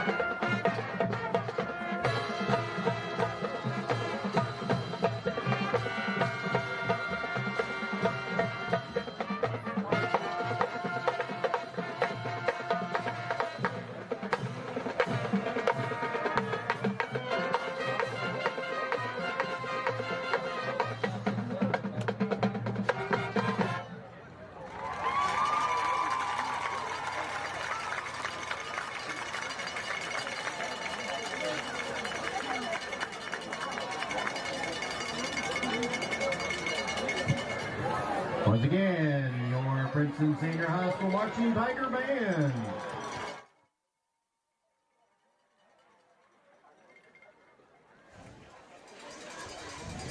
Welcome you back in here. It is halftime at NS Endicott Stadium in Princeton, West Virginia. Lucas Berry and Chris Rader here with you at a 35-14. Oak Hill finds themselves down by 3 touchdowns. And Chris, it seems to me, and we talked about this earlier in the first half, but it seems to me the story of the game has not been Oak Hill's offense or defense. They've had spurts of positivity on both sides of the ball. It's been special teams that has defined this game. No, a couple of big special teams miscues have really hurt them. We saw the opening kickoff go 95 yards for Bradley Moser to start the game. And then the lone time Oak Hill tried to punt. I was kind of holding my breath because the punt game has been kind of shaky the first 2 games. When I say shaky, they've gotten the punts off, but the snap, they're not lining up at normal punt depth. And it looks, sometimes Luke is a little deliberate getting it off. And I knew you just couldn't do that against Princeton. And sure enough, Klein came in, blocked it. Princeton scored from 1 yard out. And that's been a big difference in the football game. So, yeah, and again, like I mentioned in the first half, the last 2 years for Oak Hill have been great. I mean, some of the best in school history. But if there has been one Achilles heel, it's been the special teams. Their special teams hasn't been as buttoned up as what they've been able to do in the offense and defense. And it's definitely come back to haunt them here again tonight, Lucas. If you're just joining us and perhaps you may not be familiar with Princeton, that is, I'm going to go ahead and say it, and I don't claim to know what other schools look like, but that might just be the most athletically gifted team in the state of West Virginia. They're super athletically gifted, and they have been. This is the 3rd year in a row that they've had some really good athletes, and what impresses me is they're just a really well-rounded team. They have fast athletes on the outside. Their line is big, but they're athletic as well. They have good depth. They don't play a ton of kids 2 ways. I mean, they play some, but not nearly as many play 2 ways for Princeton as play 2 ways for Oak Hill. So they have good depth. I like their offensive scheme. I like that tempo. They're just always pressuring the defense. So, it's nothing against Oak Hill. Princeton's just a really tough matchup for most teams they play the last 2 or 3 years, and they're showing why again this year. They're going to be a contender in the AAA class. And they enter the second half, like we said, up 35-14 on Oak Hill. But we've seen Oak Hill do some things offensively. Like we said, they managed to get a stop from Princeton. And Luke Endicott has really, when he's put the ball in his chest and he's gone after it, he's been Oak Hill's best offense at times. Yeah, he really has. I think his broken play scrambles have been Oak Hill's best offense, and I wouldn't even say that's really necessarily his best attribute. I think he's probably usually more of a pocket quarterback, but he's had to improvise some here tonight, and he's done a really good job doing it. And plus, he's got a TD pass down there, Oak Hill's first TD. He put a nice post, a ball right on Carson Treadway on a post pattern. So, yeah, Luke has been Oak Hill's best offense here tonight. They're going to get the ball here to start the second half. I'm hoping Solomon Truman, who we saw go out with an ankle injury in the first half, I saw him down there. It looks like he's trying to warm up. I'm hoping he's back because, I mentioned depth. Oak Hill doesn't have a ton of depth, and Solomon is a kid that they really couldn't lose. He plays a lot on offense and defense for them, so I'm hoping Solomon's back. Looks like he's down there running around a little bit. On the Princeton side, we saw Caleb Kaiser go out in the first half. I don't think he's going to return. He came back for a little while. He's definitely nicked up. And actually, I saw Ashton Jones, who went out with an injury in the first half for Princeton too. He's got his pads off. And I think he took a shot to the face, and it doesn't look like he's going to return. So we'll keep an eye on those injuries for both teams. But if you're Oak Hill here to get the ball to start the second half, you just want to try to put together a drive, do something positive, cut into the lead, and just keep fighting as best you can. Yeah. No matter, here's the thing, and it sounds cliche, but it's true. You can build on effort. You absolutely can. That's a great point. You can build on effort, and it's games like this that test your character a little bit. And Oak Hill hasn't been in this position. Well, I take that they haven't been down this far, but they were down to Nicholas, and we saw them come back with a big touchdown pass with 1:25 left against Nicholas. But when you're down 3 touchdowns on the road, first road game of the year. The crowd's against you. This tests your character a little bit. So we'll see if Oak Hill can keep fighting here and, win or lose, at least, be able to build off something for the rest of the year. Heck, last year, Oak Hill lost to Princeton, didn't lose again to Herbert Hoover. They sure, yeah. You can't let one loss define your season. And we knew coming in to this game and coming into this year, this was going to be another tough matchup for Oak Hill.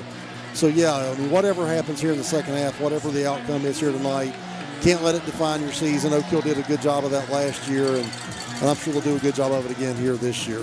2 of the captains coming out here for the handshake and if you can't see Cade Compton out there in the middle of the field, that's because he's hidden behind the son, which is Riley Bell at 6'6", 395. And, we talked a lot about Riley in the first half. He was nose tackle for Princeton. He's a big old kid, man. And, yeah, him and Cade coming out there. They say eclipses don't come alone. There was one last on Sunday. I think that was the second one. Yeah, man. Riley's a big old kid for him, man. Being eclipsed, man. I said this in the first half, and I'll say it again. Kid moves really well for his size. Yeah, even at 395, I think he's a pretty good athlete in his own right for someone his size. So yeah, it looks like Princeton's ready to kick off. And again, like I've said before, they're not afraid to steal possessions here. So if you're one of the up men for Oak Hill, you gotta be alert. Yeah, be alert right here, and because Princeton was not afraid to try to sneak an onside kick in there and steal a possession from you. So you can never fall asleep against these guys, and I really appreciate that about them. Every single play, they're looking to capitalize on it. Even something that might seem like benign, like an extra point or a kickoff. We saw them block an extra point. They're always looking to capitalize on it. Sometimes they push it a little too far, and we'll get into that, no doubt, as the second half continues. But we're just about set to get it going. And that's Meadows will kick it deep for Princeton. That's going to go into an open space and be touched. That's a live ball, and Princeton has it.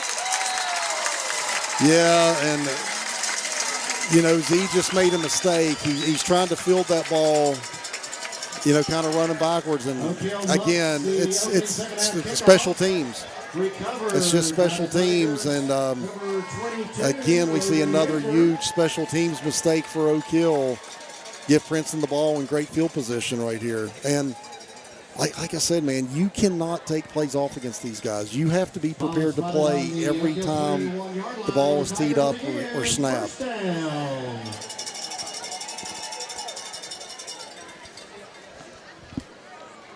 Chance Barker once again. If you're new to Princeton, he and Bradley Moser are the two-headed monster that just begins the Princeton offense. Hand the ball off. Really nice job by Cade Compton. Really nice job to fill that hole from his inside linebacker position. Cade's had a nice game. He's got a long touchdown run, and we actually had one of the Princeton offensive linemen actually took somebody into the end zone down there. I think that was Antoine Hicks. Just some of there's like three. There's like they ganged up on him. But they do stuff that's right on the edge. And it's things like that. They do stuff that's right on the edge, and that's one of the reasons they get flagged so often.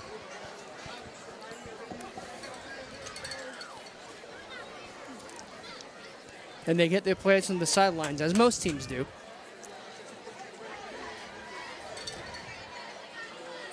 Handoff goes up the middle once again. That's going to be caught.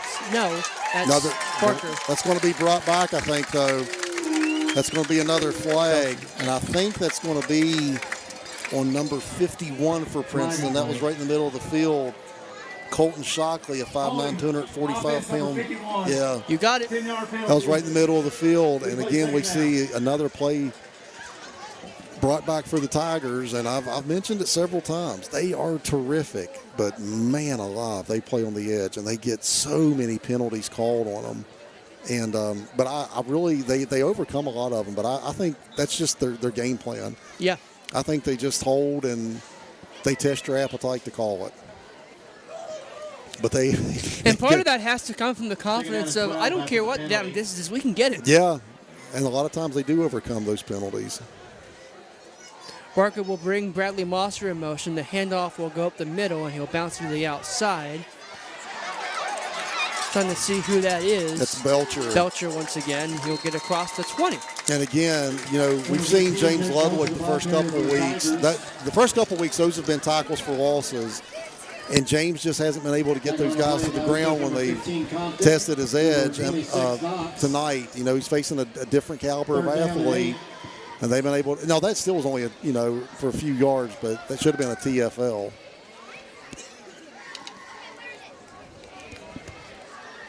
Here comes Princeton's tempo once again, gained to the line. Snap is back. And he just got rid of it. Yeah, and that was a really nice job. They were trying to set up a screen. And again, we see a couple of those Princeton linemen, they took Antoine Hicks to the ground. Is that Antoine? No, that's Solomon Truman, unfortunately. So they were trying to set up that screen pass, and he had a couple offensive linemen just get on Solomon Truman and drive him back to the goal line and bury him, and he's a little shaken up, but he's going to shake it off. Ian Bellinger's going to come in on this fourth down. Regardless, they were trying to set up a screen. Oak Hill did a nice job of defending that, but Princeton's going to go for it here on fourth down as Truman has had to check out from his linebacker position. Barker will take the snap. He'll look to get it out to Bradley Moser. Moser's going to cut back to across the field. Moser's going to get a first down and then some, and Princeton's going to be set up first and goal. Yeah, he got inside the 10, and you're right, just a little middle screen that time to Bradley Moser, and he picks his way through the defense, man. He's so dynamic, such a good athlete, and even when you think you haven't defended, he just will find a way to squirt through there. And guess what?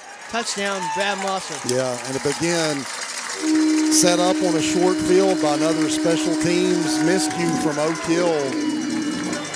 And, Princeton doesn't need any help, but Oak Hill has given them help.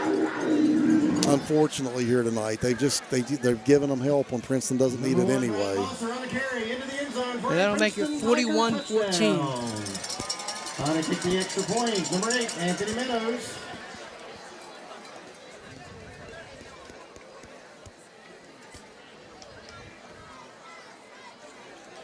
And this kick is up, and it's good. And It's 42-14. Oak Hill good. finds themselves behind with 9:32 to go in the third quarter. Yeah, again, not the start Oak Hill wanted. Before they can even touch the ball, Princeton gets another possession, takes it in and scores, and we're back to a 4-touchdown game here. But again, there's a lot of football to play. Oak Hill's just got to put that behind them and keep chipping. Just keep chipping away and keep fighting. Crazier things have happened.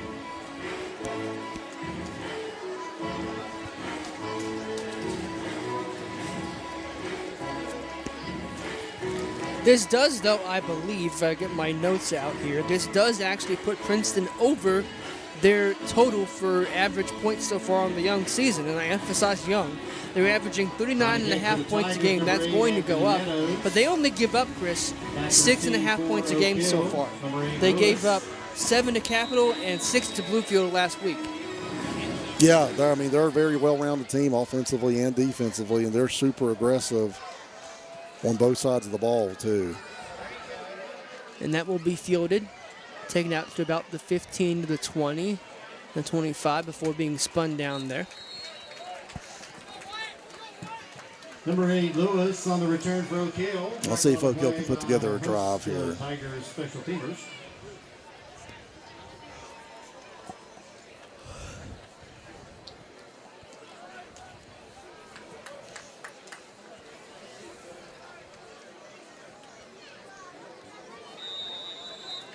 Now, Princeton's, again, showing that 3-man front. But, again, regardless of the front they show, they're going to bring 5 or 6. They'll bring linebackers and safeties as Oak Hill is going back with that 2-back look.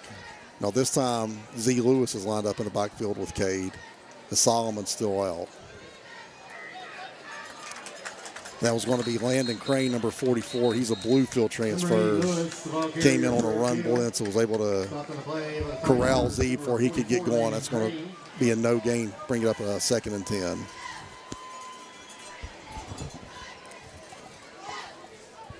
So again, with Solomon out, Oak Hill's having to, if they want to go 2-back, they have to move a receiver, either Carson or Z that time, into the backfield. They're going to stay with that 2-back look. This time it's going to be Carson and Cade. And that's going to be a free 5. Yeah. And actually, that's something, I don't know if they changed the snap count or if Celine just got jumpy that time, but we've seen the previous couple of years, Oak Hill be very successful in changing the snap count on Princeton, and I don't know if they've done that here tonight. Well, regardless, they got a free 5 that time. Dead ball. Encroachment, defense. I would love to know how many penalties that is on Princeton. I have not been keeping track, but I'd say it's about 10. I mean, I'd have to be taking off my shoes to count fingers and toes at this point. Yeah.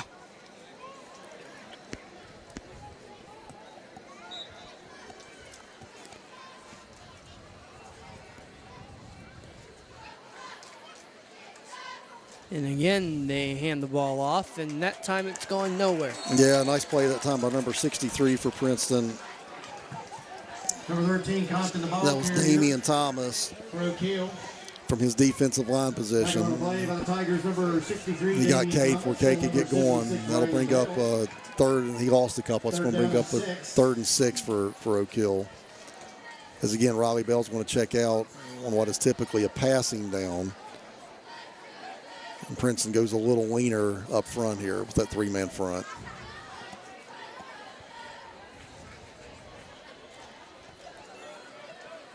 But he still bring the house. Endicott gets rid of it, and that's going to fall incomplete. Yep, he was trying to hit a little crossing route that time. Tans one Hicks. But that was Brady Klein from his linebacker position.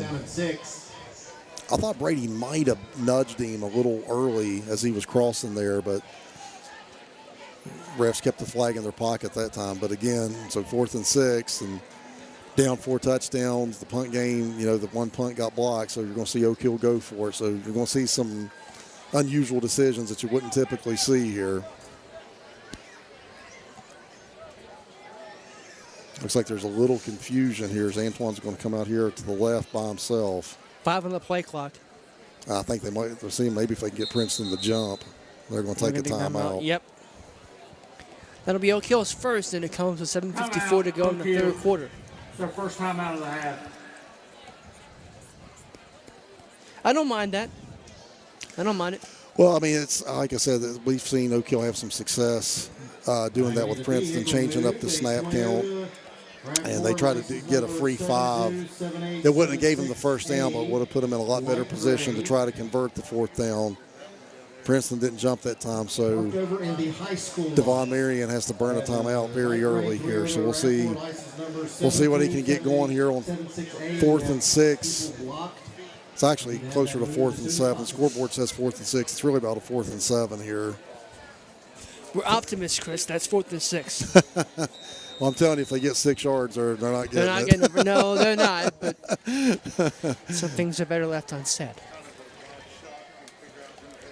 And Princeton, again, they've been really aggressive, sometimes going to cover 0. This is a cover 2 look. As you got Moser and Klein both back in those safety positions. And the single back in the backfield, I think Oak Hill may have moved early, but they won't call it. As Endicott rolls out to his right. Got to tuck it, and he got probably about 6 yards. Yeah, I don't think he got it. Luke's done a good job of getting out there, but that time Princeton was able to contain him enough to stop him from getting the sticks. And Princeton looks like they're going to take over at the 35-yard line here. 4th down and 6. That was 4th down. I was going to say, yeah, that was 4th down. That should be Princeton ball because they knocked him short of the sticks. sticks. They're talking about it now. Yeah, that was the 4th down play. Holding. Offense number 13. Penalties to Klein. First down. That's going to be a Princeton first down.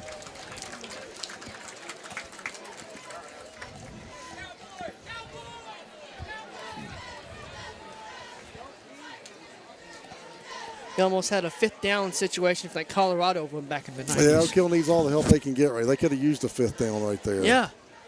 Turnover on downs. That'll give Princeton the ball back, and they just keep inching up where Princeton takes over.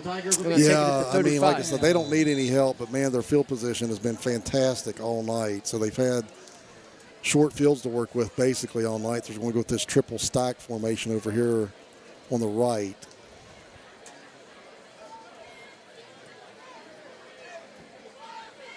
And you see what a gap that creates between the right tackle and the wideouts here, Lucas. That's what Princeton does. They just make you defend the entire field, and they try to exploit those gaps like right there. Belcher's going to go from the 10 to the 5 to the end zone. Touchdown, Princeton. Yeah. James Ludwig's still down there. I don't know if he's cramping up or what. He wasn't able to wrap up, Belcher. He's had a rough night. He's had some chances to make some plays and just hasn't been able to get the ball carried to them. James has had a really good season the first 2 weeks. Looks like he's hobbled though.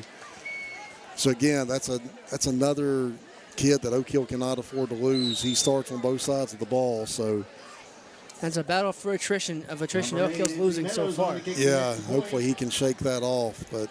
You know, we've seen Solomon come off the field a couple of different times, hobble, and that time James is coming off the field with I don't know if he's cramping or if it's an ankle or what.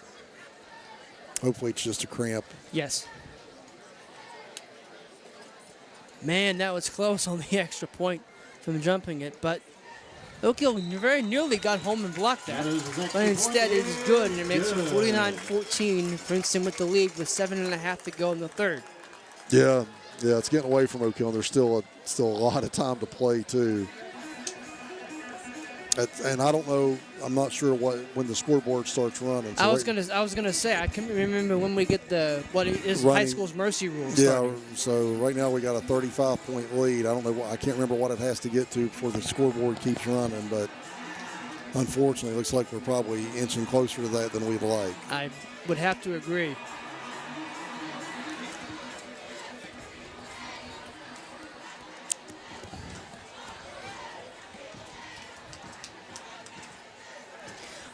As disappointed as we might be with the current result, I do have to just we've spent so much time complimenting the Princeton football team. Let's just say they got a really nice field here. Really nice place. They do have a really nice facility here. I've always liked Endicott Field here. Really nice facility, beautiful field. They have, you know, if you can, I don't know if you can see the scoreboard on our screen. You probably can't, but they have a little video board. So they do a nice job down here. It is a nice place to take in a high school football game. You better hope they get on it. Better get on it. Fall on it. Thankfully, Antoine did. Well, yeah. And that's a couple different times. You know, the Oak Hill up men are inching up, and then they kick it over their head. And it's awfully hard to try to grab that ball when you're trying to already run forward. That's just not. And we have another another Oak Hill player down. It looks like a cramp. Is that? I can't. That might be Owen Gross. Yeah, I can't Looks like tell. they're trying to stretch him out. And hats off to the Princeton Tiger going over there and showing concern for the opposition. Yeah, trying to stretch him out, showing good sportsmanship. But yeah, I think that might be our birthday boy. So hopefully he gets stretched out there and he's okay. I think that's Owen.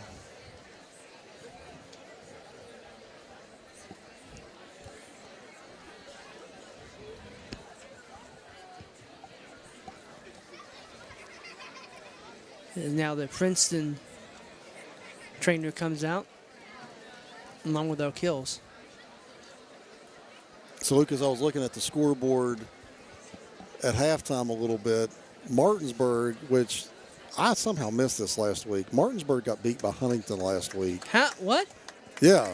I don't know the last time that Martinsburg has lost to a West Virginia school, but they did last week to Huntington. They're actually 0-2, and they were taking it out on a team from they were up 63-0 at halftime. So, Goodness. Yeah, Martinsburg's not used to being 0-2, so they're taking out their frustration on I can't remember some team out of D.C. Yeah, don't anger Martinsburg. Yeah, so but somehow I missed that. I did too. That Huntington beat them, and I can't remember the last time they lost to a West Virginia school. I can find that out if you give me a chance. Here is a play that's going nowhere. Ball popped out there at the end. I think they're going to say he was down. I think it was Z. Lewis. They tried to pop through there, but Number 5, Truman, the ball carrier. no, that was actually Truman. So I'm glad Solomon's back in. Oh no, I was right. The PA announcer was wrong. That was Z. Lewis. It looks like Riley Bell wrapped him up. Didn't let him get anywhere on that. So yeah, that two-back right now is Z and Cade. And they're going with a 3-receiver set. They got man coverage out here to the far right. But they're going to keep it on the ground here. That's going to be Cade. He's going to inch up there, not quite to the 10. 13, Compton, the ball carrier for Oak Hill. And the line to make is the 15, so that'll bring up Stop the play by the Tigers. 3rd and about 6 here for the Devils.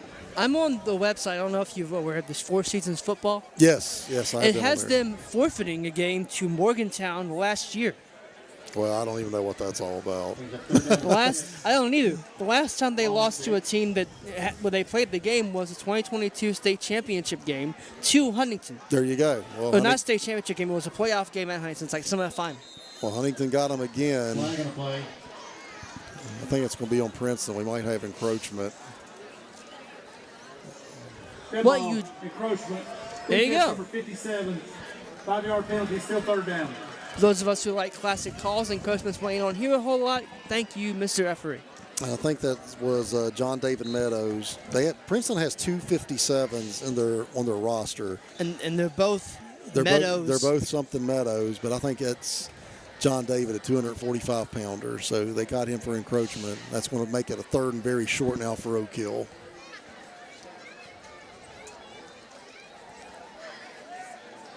As Oak Hill staying 2 back, and that's Z and Cade back there.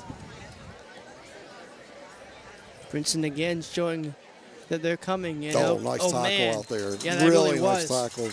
That was number 11, Brady Klein. And man, they tried. I actually like the call because Oak Hill hasn't really tried to get on the edge too much tonight. They tried to get on the edge, maybe catch him asleep. But man, Brady Klein just shot through there. Nice ankle tackle. And unfortunately, we're going to see Oak Hill go for it on 4th down at your own 10. That's not what you want to see. I'm afraid we are. I think you might try to punt it again. Hopefully, you can get the clean one off here. But they'll come after it. He's standing pretty much 10 yards back. got it off. At least he got it off. But now fielded. Here's the second part of it, covering Moser.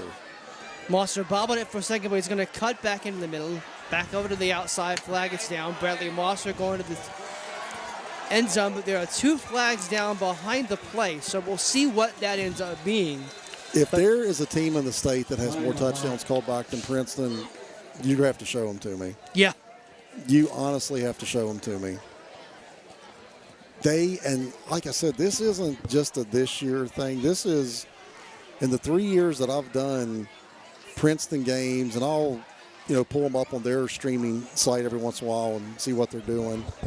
They get flagged just a metric ton. It's unreal. They have to lead the state in brought back touchdowns. There are 2 fouls on the play, both by the receiving team. Legal block below the waist, number 57, penalties to Klein. Holding, number 15, 10 yards from the spot, the first down. So they'll take the Belcher penalty.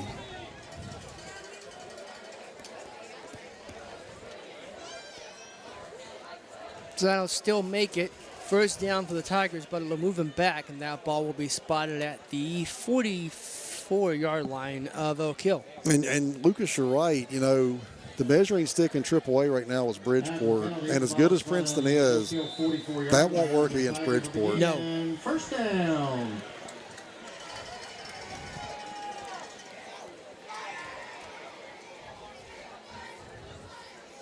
I personally would have liked to seen Bridgeport and Martinsburg play last year. I think that would have been a heck of a game. Yeah, that would have been something. As number 34, Jack Hess has checked in at a linebacker here for Oak Hill in place of the injured Solomon Truman. Ludwig's back in the game. Glad to see that. They got it out. Really nice move there, and he juked a bunch of Oak Hill players right out of their shoes. And touchdown, Tigers. Can you believe that? Yeah, that's a highlight reel play for Wyatt Klein.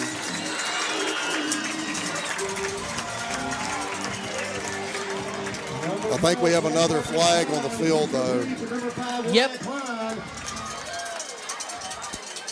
That might be coming back again. Oh, this crowd knows it. Touchdown. Dead ball, personal foul, offense number 72. That's going to be a dead ball foul on Landon Moore, so the touchdown will stand. And the highlight reel play, that time for Wyatt Klein. If we weren't to running block territory, Chris, I would venture we're there now. Yeah. Boy, it's been an ugly third quarter for Oak Hill. Extra point, number 8, Anthony Meadows. As Anthony Meadows he gets a leg workout in when he comes to play football. Yeah, he sure does. Princeton puts a lot of points on the board.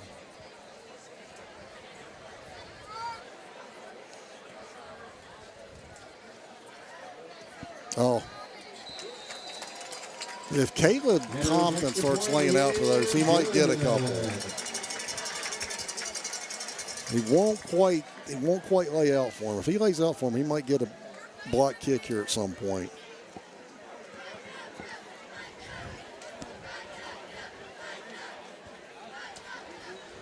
Obviously, you talked about just how much Princeton scores. I have last year's schedule. I know it's a different team, but I want to point out that they scored 60 or more points 5 times last year. Wow, no, that's impressive. Beat Bluefield 63-7, Pulaski County, Virginia 62-zip, Tazewell County out of Virginia 70-13, Greenbrier East 81-6, and Hampshire 63-9 in the playoffs. No, they've been a point-a-minute offense now. This has been the case for them for 3 years, and like I mentioned, kind of in the pregame and some in the first half, this is the golden era of Princeton Tiger football. Because I got to tell you, I've seen some really bad Princeton teams in years past, and Not so now. Yeah, but this is the golden era of Princeton Tiger football, and the community comes out to support them. They get good crowds out here, and they've really done a good job supporting these kids, and they've given them a lot to cheer about the last 3 years. That kick will be end over end and will go out of bounds, and you can't do that on a kickoff, so that'll give Oak Hill pretty good field position to start out with. And again, at this point, man, you just want to see effort. Yeah. You don't want to see anybody quit. You want to see effort. Ball be placed at 35. Obviously, this game's gotten away from you. It's ugly.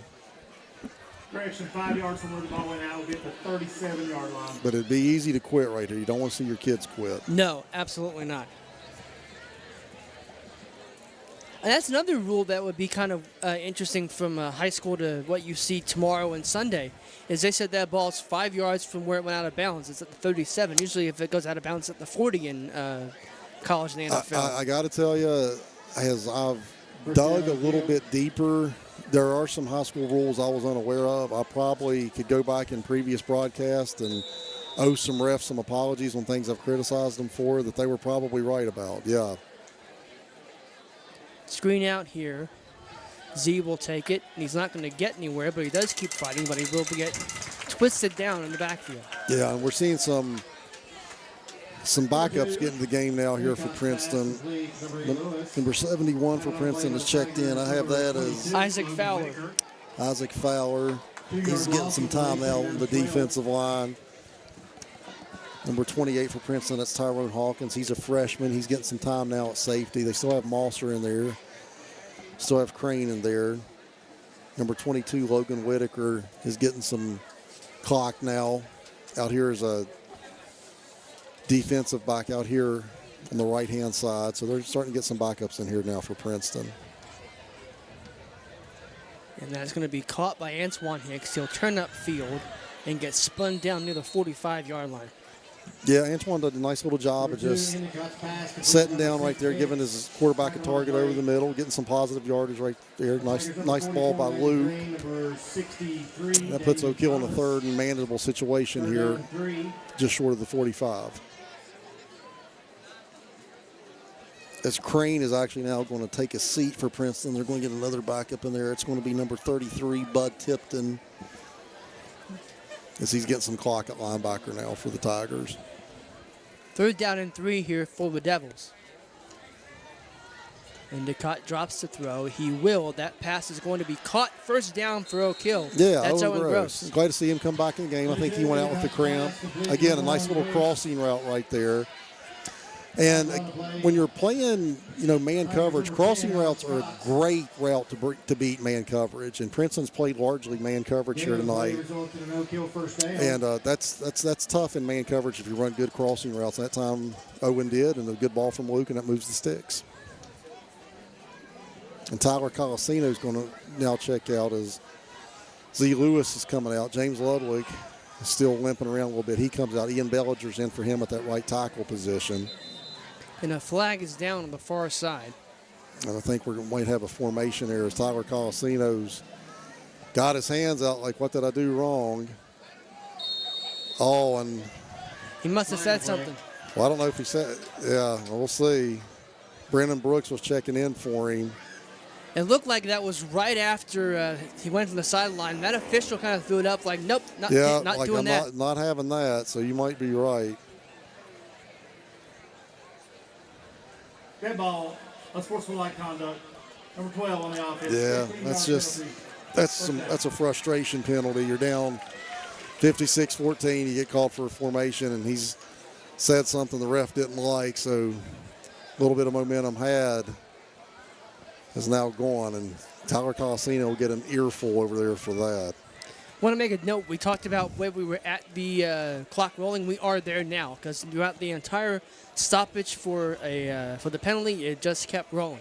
So we are in the mercy rule for college, for high school football. There is no mercy rule in college football, and we hope West Virginia puts that on hit tomorrow. From your lips to God's ears. And that's going to be swung out. So Isaiah Saline came off the edge that time, put a good lick on Endicott as he released it.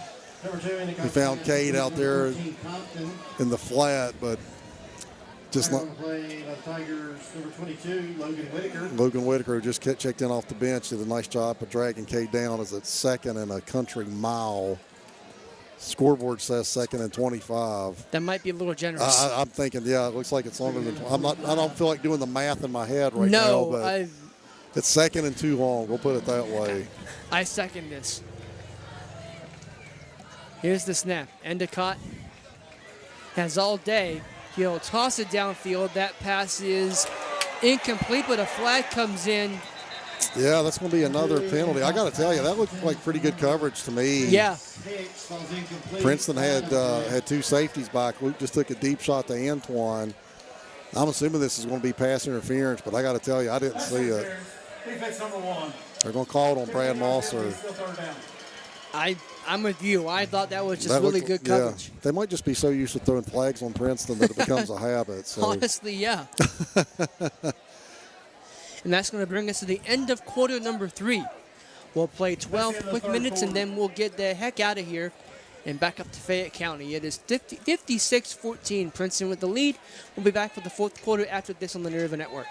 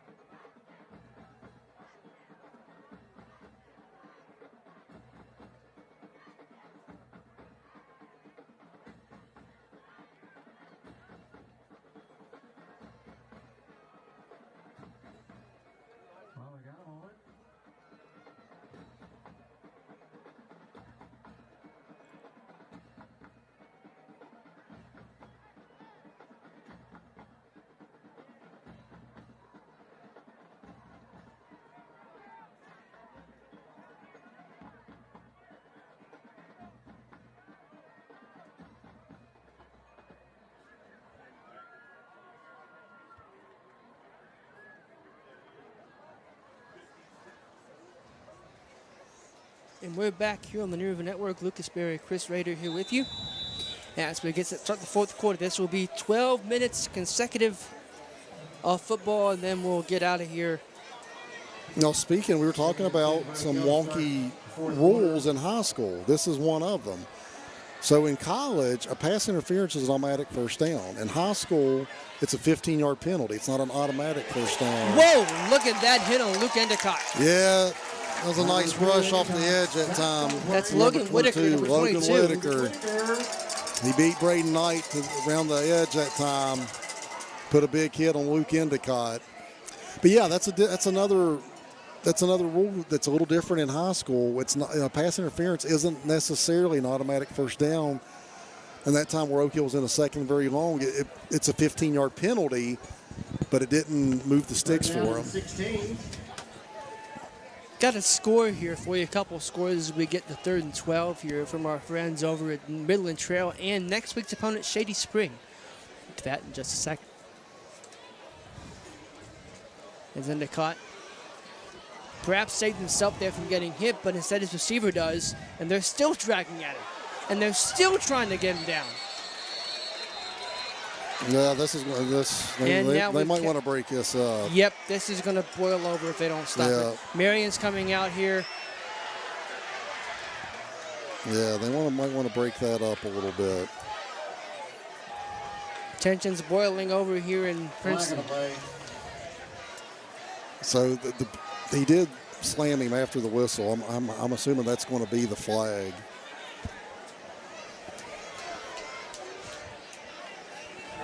Marion's giving some on-field. Yeah, you see Devon Marion out there talking to, because you don't want to get anybody kicked out for the next game at this point. Personal foul, late hit, number 50. This game's a wash.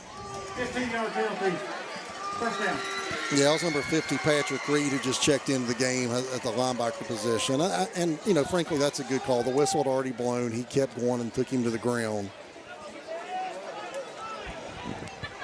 From our friends up the road in Heiko, they're up 21-zip on Braxton County. That's in the 3rd quarter last we know. Yeah, Trail's off to a nice start. That'll move them to 3. If they hang on, that'll move them to 3-0. So yeah, nice start for our boys in Heiko for this football season.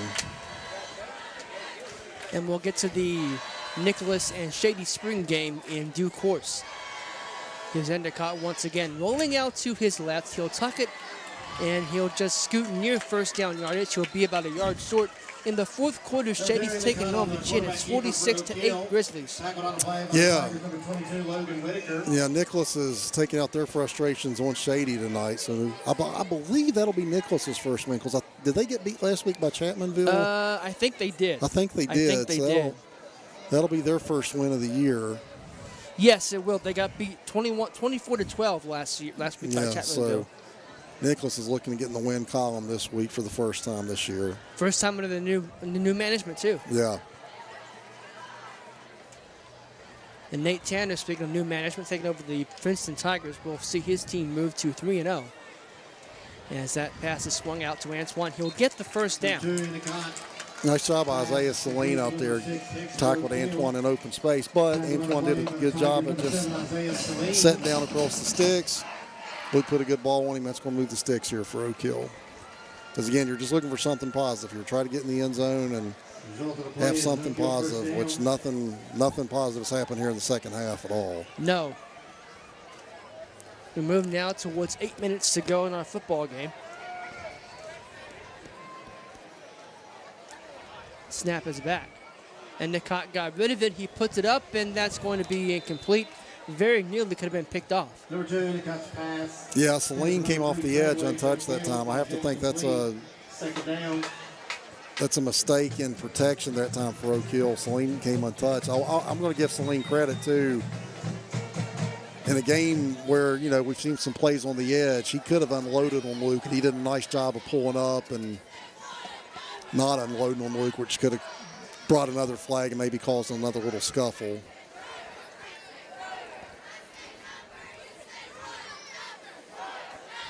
That's the last thing either team needs right now. You don't want nobody thrown out. You don't want to get out of here without any injuries at this point. Yeah. Both sides can definitely agree on that. Here's Endicott taking the snap. He'll roll out to his left. That pass is a little bit short and a little wide of Antoine on the far side. Number 6 Hicks falls incomplete out of bounds. Third down. The one injury story, again, is Caleb Kaiser for Princeton, who came back in but was definitely not 100%. And they ended up pulling him, and he never came back in. And how about our friend who left at the end of the first half?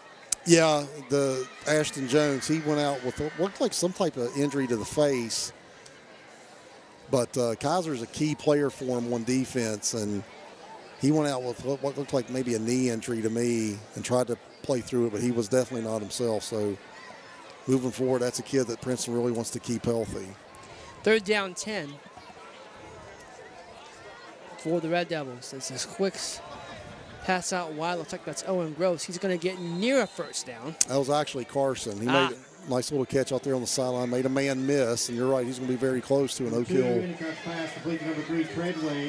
That's going to bring up a fourth down, though, fourth and short.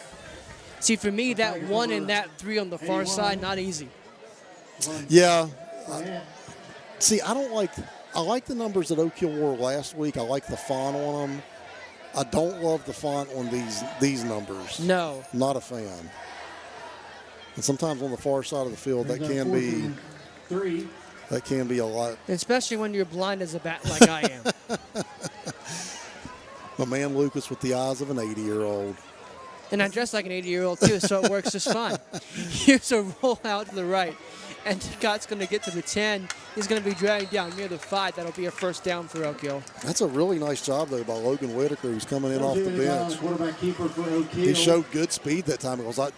Honestly, I thought Luke might score there when he got outside him. But Whitaker, and again, this is a kid that doesn't play a ton for Princeton, and he comes in off the bench, and that shows their team speed, man, because he was able to run Luke down. I bet you Princeton's really good in track, too. They probably are. They got good team speed down here.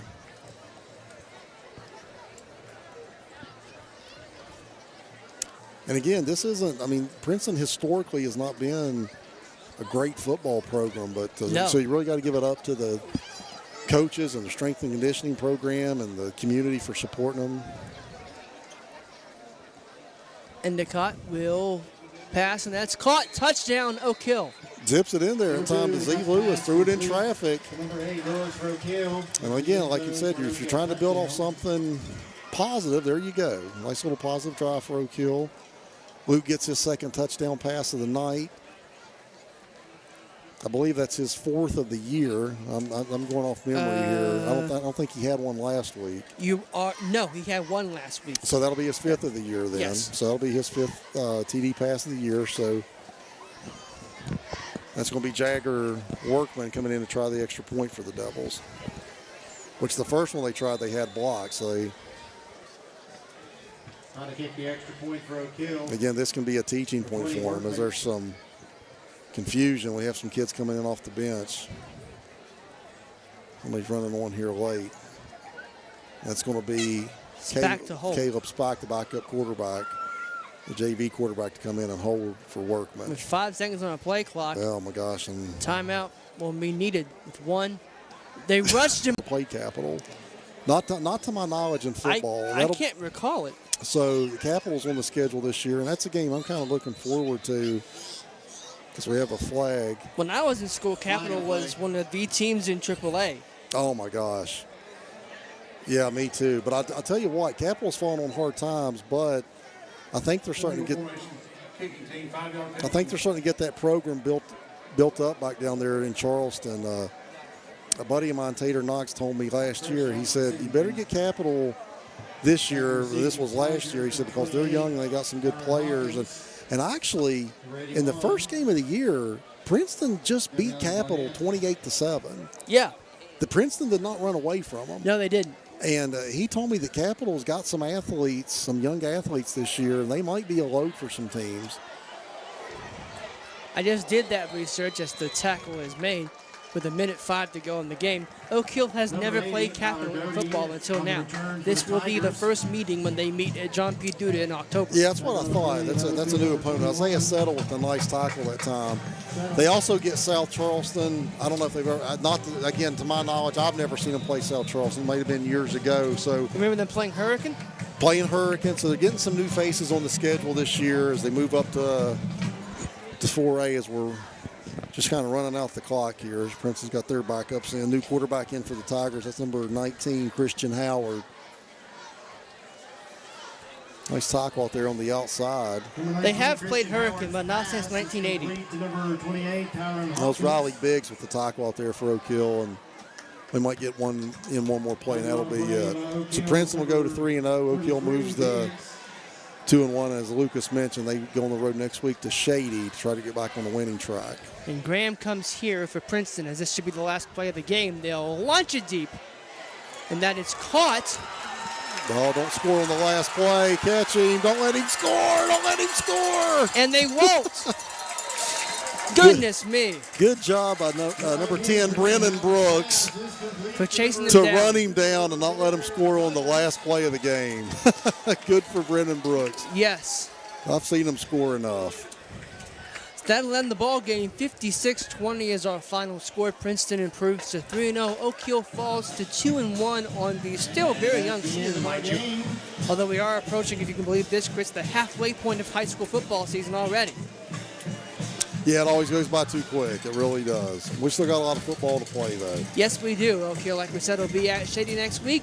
And we wish Princeton all the best of luck, as if they need any more luck. Yeah.